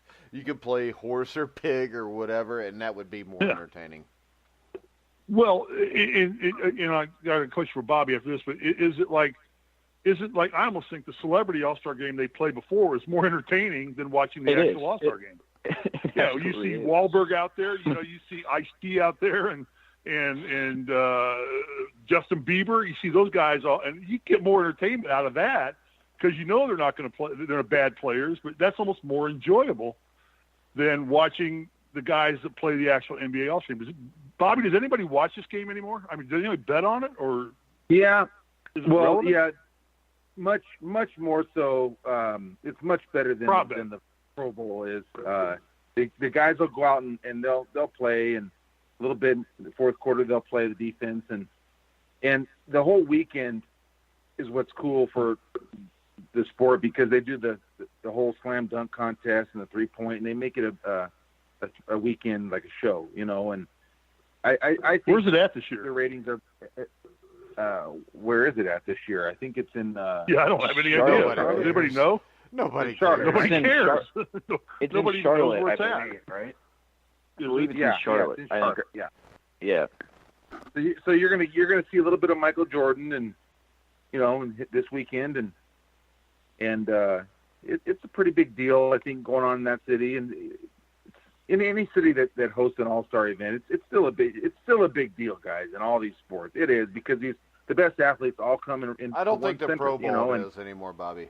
Baseball and basketball, it probably is, but I really don't think the NFL is anymore because half the guys don't even go. They all act like they're hurt. That's fair enough. So, look, Mike, let me ask you a question here because I think you and I have had some discussion about this before. Would it make it more valid if it wouldn't work for football, but it would? They used to do it in baseball, but say the winning All-Star team gets home court advantage for the finals. No. If you go East and West. Okay, why not? Because then it puts some value on the game. There's no value on the game. Yeah, but this is the thing. What does that have to do with whether the Golden State Warriors should have home court advantage over the New York Knicks in the finals? I mean, if Golden State goes 70-12 and the Knicks go 49-43 to go to 33 to go to the NBA Finals, Golden State earns that. Why are you going to – I mean, the only thing it does is it lessens the NBA Finals then. I mean, this is a basketball game. Okay. It's supposed to be for the fans. If fans want to watch it, they can. If they don't, they don't. But you cannot – and there's a reason why Major League Baseball stopped doing that because it wasn't right. I mean, you should have to earn home field advantage in the World Series. You should have to earn home field advantage in the NBA Finals. Because that's something you earn through an entire season, not because a random game where 2 or 3 of your players play against 1 or 2 of the other team's players wins the game. All right, and I agree with you. I'm just saying if they're going to continue to do these All-Star games, they need to put some kind of value on them or just not do them anymore, because the Pro Bowl was a joke. I mean, it was a freaking – you watch the linemen, they stood up and just tapped each other on the shoulder pads. I mean, they didn't even really hit each other. Is the thing. And you don't want that happening. This is the you don't thing, want a player. You don't want the Andrew very Luck tearing thought, his shoulder up. The very thought of having a football all-star game between NFL players is ludicrous and stupid to begin with, because if I am, let's say I'm the Pittsburgh Steelers and I just gave Ben Roethlisberger $16 million up front on a 4-year, $100 million contract, I don't want to get him hurt. I mean, Tyler Eifert with the Bengals, one of the best tight ends in football when he's healthy. Most of his injury problems started with getting hurt in a Pro Bowl, I think, in 2013. He's not been healthy for an entire year since. He's always beat up. There's always something wrong with his shoulder. That came from the Pro Bowl. So it's stupid to begin with. And you're going to run out here in the NBA, and what if Steph Curry, rolls his ankle, misses a week or two? You can change. All of a sudden, Denver's home court in the Western Conference Finals. So I think it's asinine and stupid to begin with. If you're going to play an NBA All-Star game, play it at the end of the season. Play it after the finals. Give them time to heal if they get hurt. And the only one that I really think has any bearing anymore is baseball, because it is the only game that actually resembles even somewhat a regular game. Yeah, agreed entirely. All right. So why don't they just and I'll shut up here, but why don't they just do like, you remember the old series, Mike? I think you and maybe Bobby's old enough. I don't think that Cole's old enough. You remember the old series Superstars? Yeah, ABC with Howard Cosell. Yeah, it was great. Yeah, why don't they just do that? Why don't they just get got your name to the All-Star, and you go in and do a super like tug of war, 20-yard or 40-yard sprints. That would be more entertaining to watch. Wouldn't it be more entertaining to do and watch? Does anybody not agree with that? That would be more entertaining? Well, they've kind of come up with that. They do the skills challenge. The NBA has done the skills challenge. But make that the All-Star game. Yeah. Well, because I think the game still carries some relevance in terms of the fans still like to see it. Nobody's there. The game was in Orlando, wasn't it? Wasn't the game in Orlando? I'm sorry. We're on the football. Yeah. Oh, I'm sorry. Well, NFL or NBA, either one. I mean, yeah. To me, they're both the same. Just get away with it and just do like name your all-pro teams, and then say we're coming in and we're going to have fun with it and celebrate. These are the guys that were named all-pro, and we're going to have just a fun, friendly competition. Like I said, and model it after the Superstars, which was really, you look back on it and you watch old reruns of it. It's still entertaining. After the Brady Bunch, it's still entertaining. Yeah, it's you see O.J. Simpson before.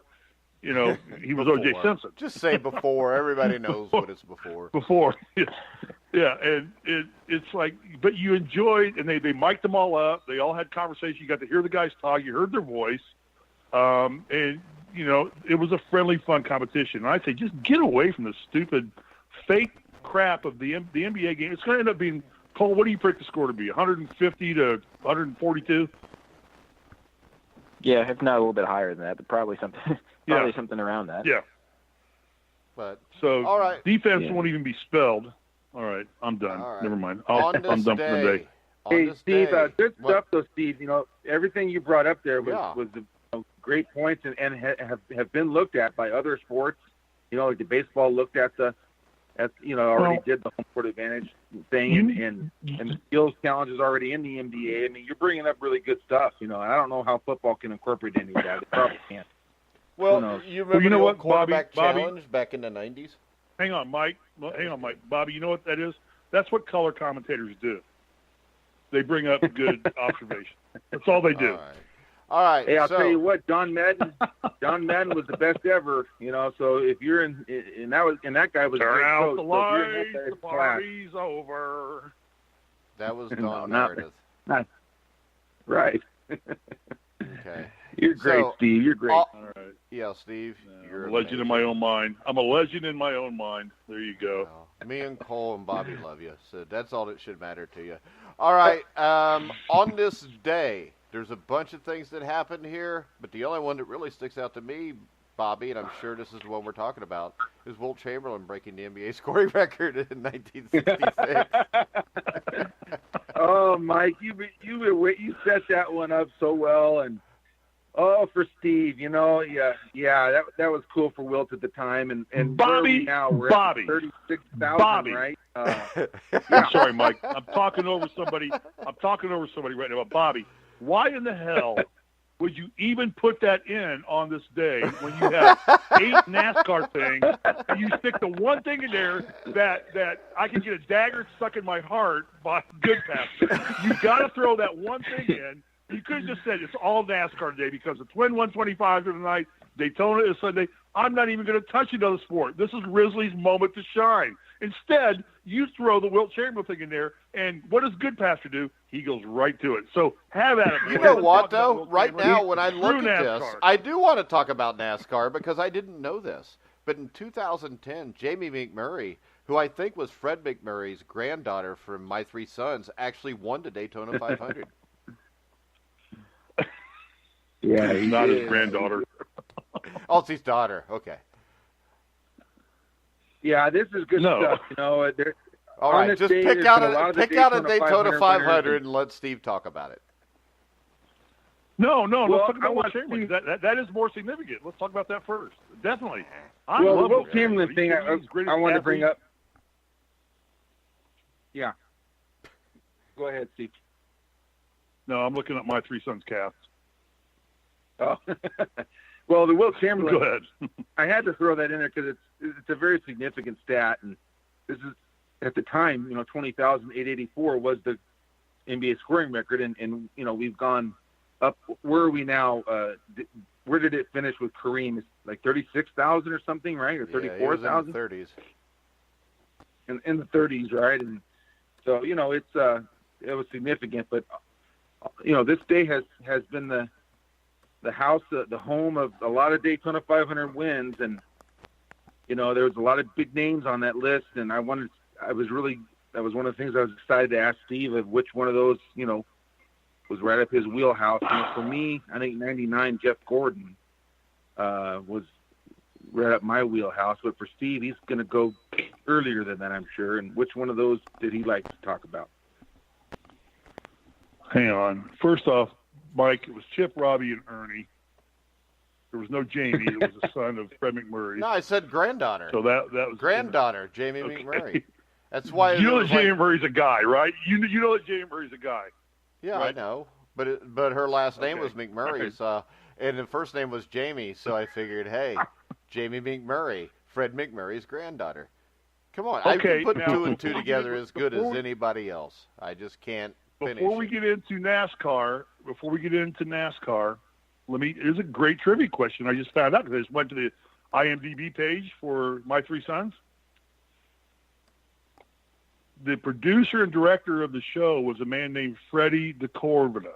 Does anybody know what else he did? Or no, Johnny Carson. Johnny Carson's show, right. There you go, Mike. He produced all of Johnny Carson's shows.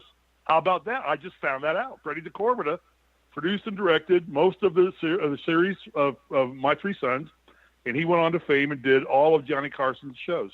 How about that?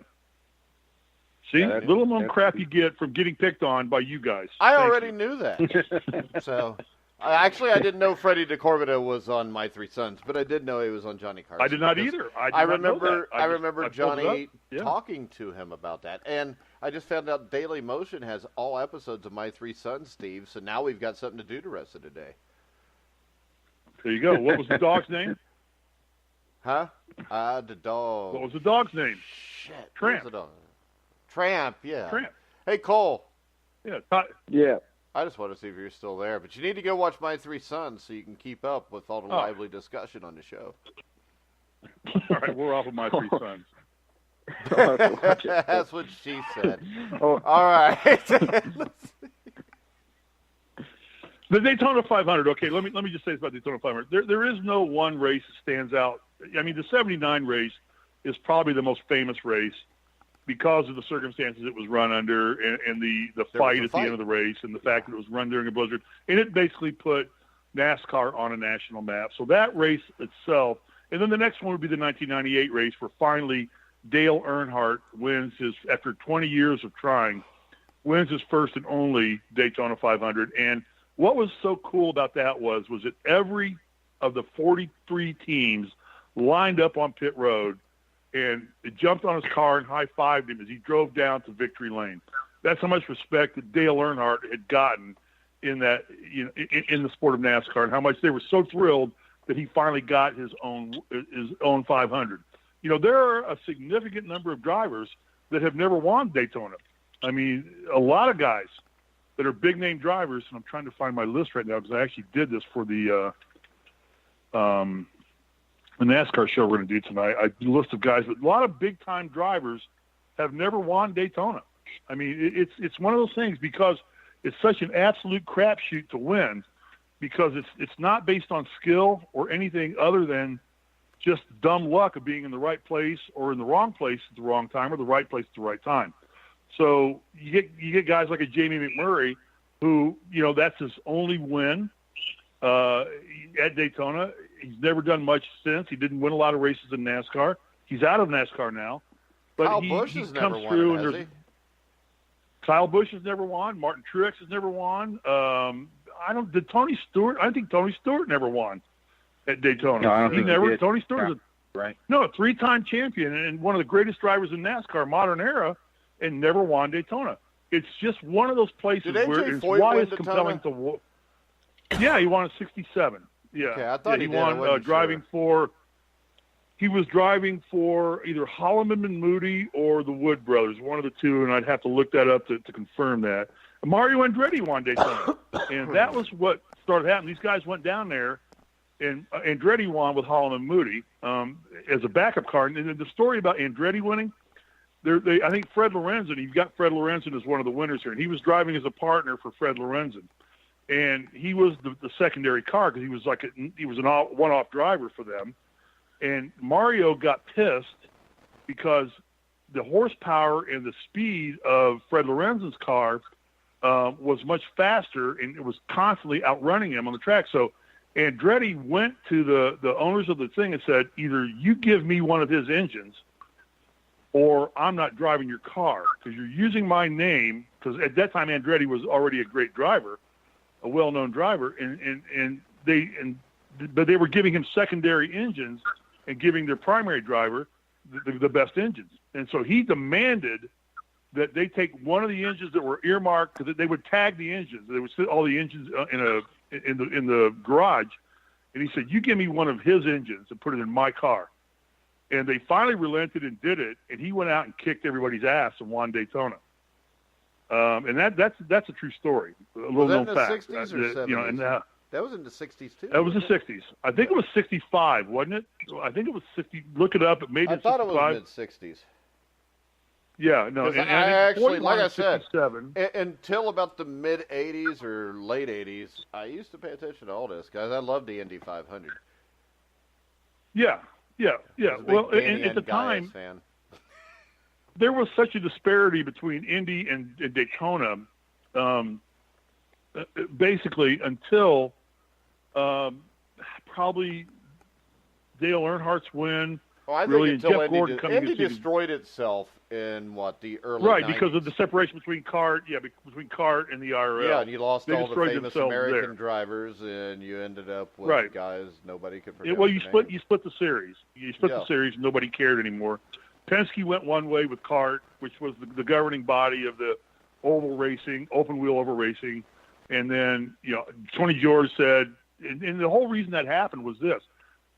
Penske was coming, and CART was saying, we want to cut of the gate. And this is why this happened. Penske and CART, which was championship auto racing teams, said, we now want to take a cut of the gate of the Indy 500. And the Holmans were so fiercely protective, they said, no way, you're not getting it.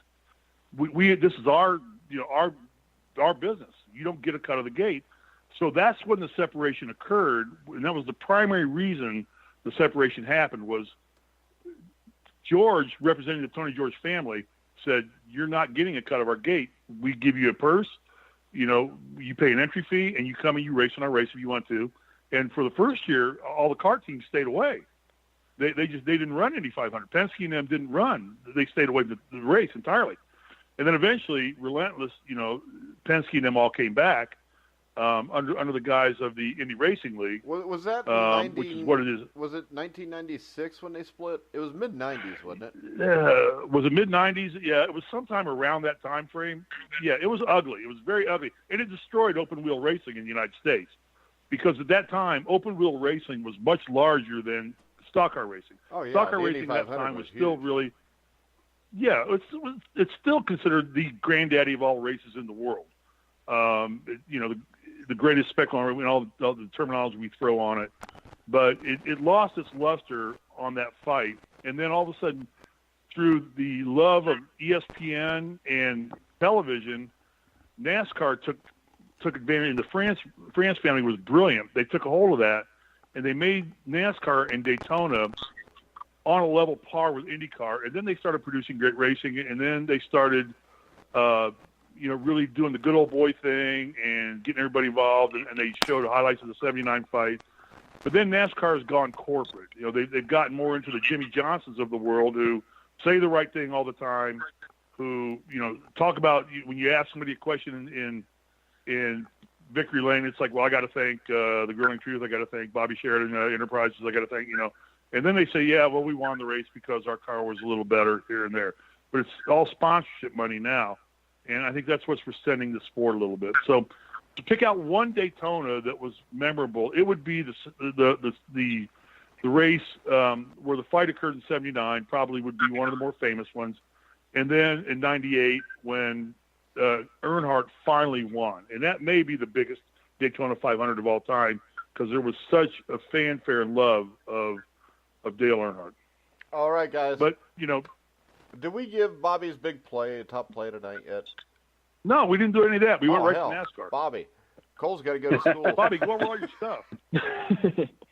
Hey, Steve, I enjoy listening to that so much, and I'm really looking forward to your NASCAR show this year with Alex and that you do. And we're going to do it tonight. And the Twin 125s are today, which are the unique situation here is the qualifying races, how you get into NASCAR. Well, now they've sold franchises where if you're in the top 36, there were 36 franchises offered to NASCAR drivers, teams, where you paid X amount of millions of dollars, and you bought a franchise, which means you were guaranteed a starting spot no matter what. So there are 36 teams that are guaranteed a starting spot, even if they don't qualify. Like if Chase Elliott wrecks his car and he didn't win the pole, and if he wrecks his car and tears it up, and he never gets a DNF, but he's guaranteed a spot in the race. There are 4 spots remaining then because they run 40 cars now, not 43 anymore. And 2 of those have already been filled by the 2 highest non-guaranteed spots automatically qualifying in qualifying, which they held last Sunday. So there's only really 2 available spots open today to race your way into the Daytona 500 today. Out of the 40 spots, only 2 spots are going to be filled by an unknown driver. Everybody else, now they're fighting for position. It doesn't really matter in NASCAR, in Daytona, because Daytona you can be running 40th on lap 12, and by lap 15 you can be running first because of the drafting and the restrictor plate racing and the way that race is run.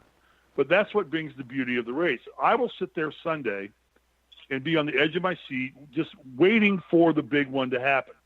And it will happen. It happens every year. It's not if it's going to happen. And there will be some guy that gets kind of a little bit out of line. And then that's why I got it. That's the question I was going to ask you. I was going to talk to you about it tonight when you're on our show with us tonight. We can address it here too. We'll talk about it. How hard is this race to bet? Because there's so much unpredictability, and everything you talk about, all the analytics you do for the NBA, for Major League Baseball, for NFL, goes totally out the door in NASCAR because of the uncertainty of the big one happening at Daytona. How hard is that game? Right, is that something you would even recommend to bet on? Yeah.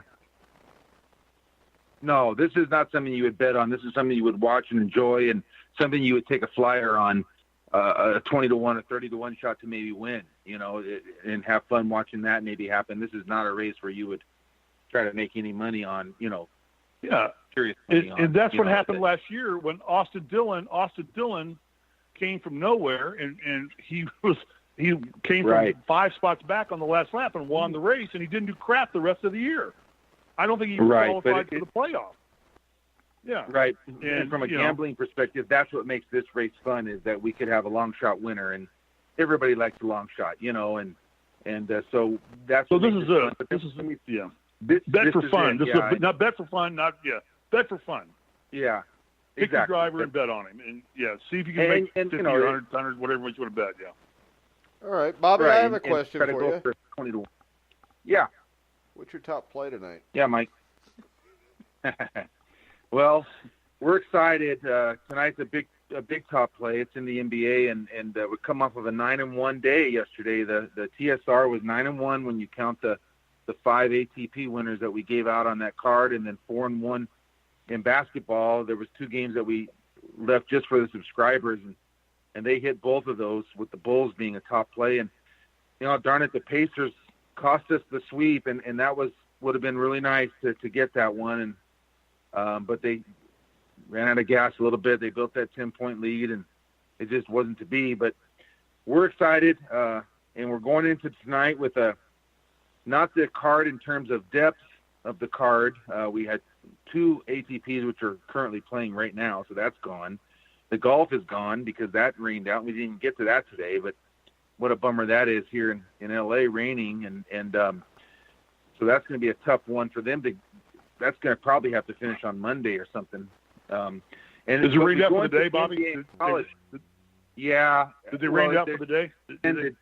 It's suspended. They don't see a window until 2 or 3 o'clock. So I haven't, because I was not ready. I haven't checked into whether they feel they can start at 2 or 3 o'clock. I'll flip the golf channel real quick here. We'll put on. Go ahead. Yeah, but it's supposed to rain tomorrow, and we're supposed to get good weather Saturday, and then Sunday morning. Who knows? But it's such a big. They'll get it in. But it might finish on Monday, and see how they might have to do speed up play and all that. But so we've got an NBA game tonight, guys, and 2 college games that are significant. In the NBA game, and Steve, hang with me on this one because I thought about you.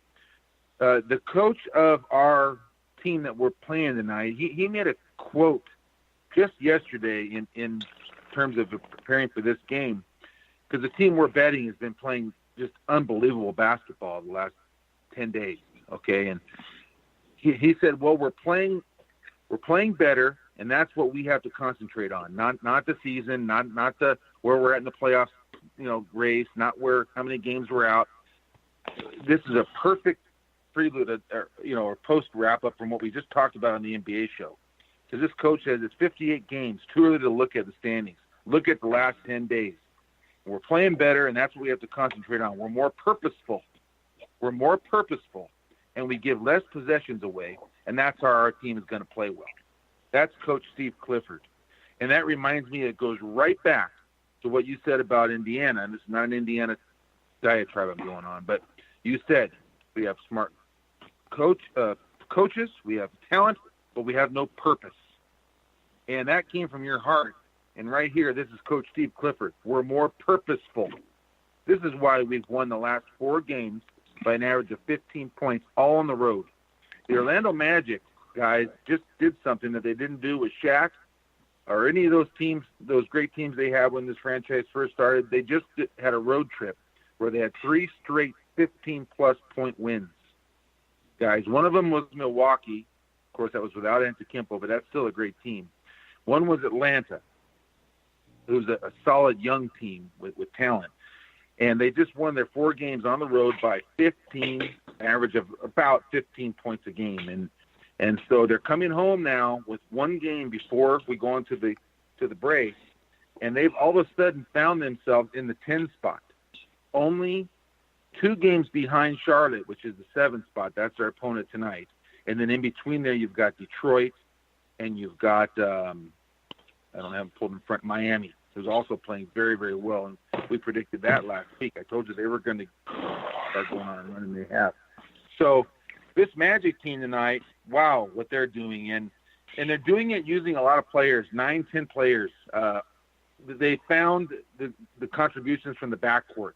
DJ Augustine's playing really good, and they're defending. You know, they only give up an average of 97 on this last road trip while scoring 117. And their opponent tonight, Charlotte, guys, this is interesting, has beaten them 13 times in a row. 13 in a row, and they're talking about it. The Orlando guys are talking about it. It time's up. You know, it's time to end that streak, and we're going to come home. We're going to be focused to do that. They're confident. Well, here's another thing that makes it interesting. That coach that I quoted, Steve Clifford, he was Charlotte's coach the last 5 years. He was part of those wins over Orlando. And, you know, Jordan thought that the time had run out for him, and they went a different direction. And to Orlando's benefit, he's shown up there, and they're putting their best foot forward now and playing with a purpose. And I love them tonight. They're only -3 at home. And that's because of a lot of stuff that's in the past. But we talk about changing landscape, guys. The landscape's changed, and Orlando's going to beat them tonight. They're going to break that 13-game streak. You can. That's this is a nice play tonight, guys. So let's take Orlando -3. That's the top play over Charlotte, and let's roll into the All-Star break with a nice winner for everybody.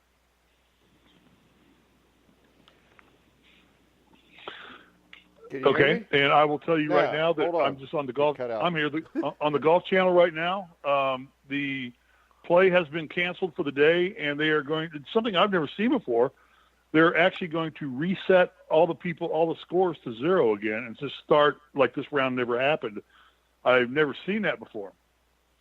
So wow, they just had they're going to reset. It said scores will be reset when play resumes, which means whoever got out early and made 5 birdies loses them, and they have to go back and redo it from scratch.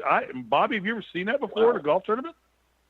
I've never seen that before, but I think they may have only played a hole, maybe one hole, Steve. And they started at 6 o'clock this morning.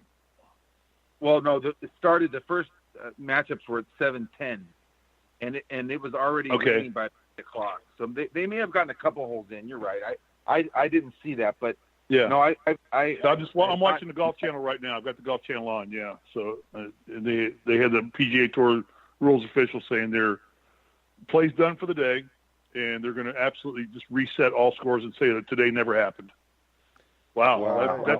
There you go. All right, guys. We will be back tomorrow with Brian Ralph to talk Mike's got to go basketball. Well, it's been 2 hours, Steve. Cole's got to get to class at IU. They just don't give him grades like they did basketball players. All right, guys. Remember, go to iTunes, like us, comment on us. Follow us on The Grueling Truth at Grueling Truth. Follow Bobby Sheridan Mike, at can I make one Sheridan comment? Report. Mike, can I make one comment? Mike, can I make one comment? You're great, Steve. I'm waiting. I love you, Steve Risley. Can I, Mike? I just want to say that everything I said about NASCAR was just color commentary. All right, that's all it was. It was just color commentary. That was obvious. Okay, I'm done. There was no knowledge. All right, remember, follow Bobby Sheridan, Sheridan Report at Sheridan Report. Website, thesheridanreport.com. You can follow The Grueling Truth at Grueling Truth on Twitter. You can hear all of our shows on Spotify, iHeartRadio, iTunes, TuneIn, Spreaker, Stitcher, YouTube. Wherever you find sports podcasts, you'll find The Grueling Truth. So for Cole Hanna, Bobby Sheridan, Steve Risley, I'm Mike Goodpaster. You've been listening to The Grueling Truth, where the legends speak.